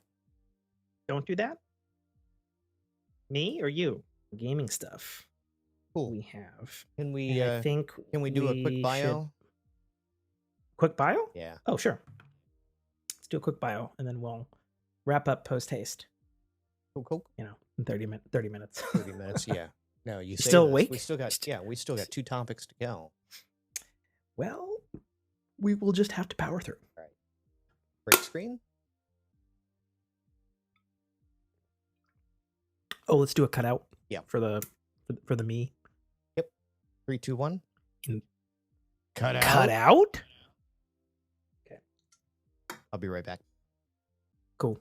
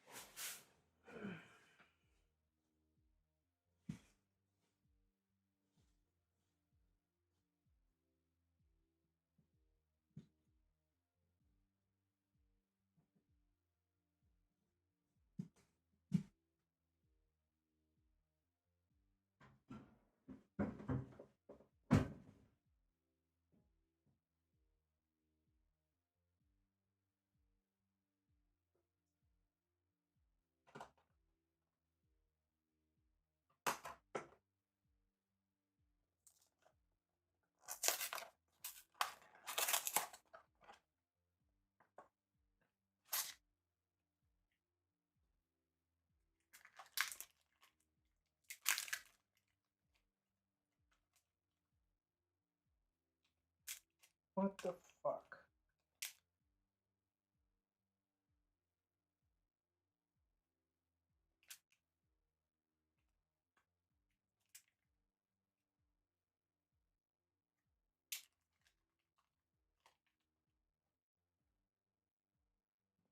Fuck up, boys.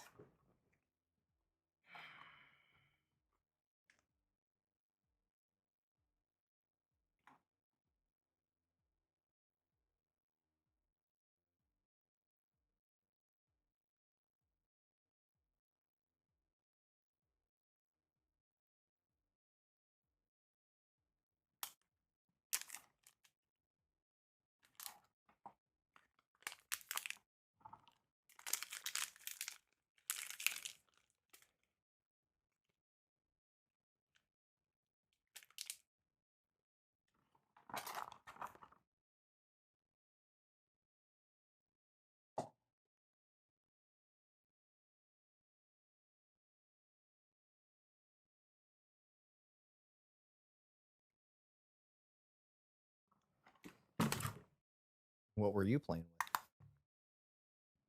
with?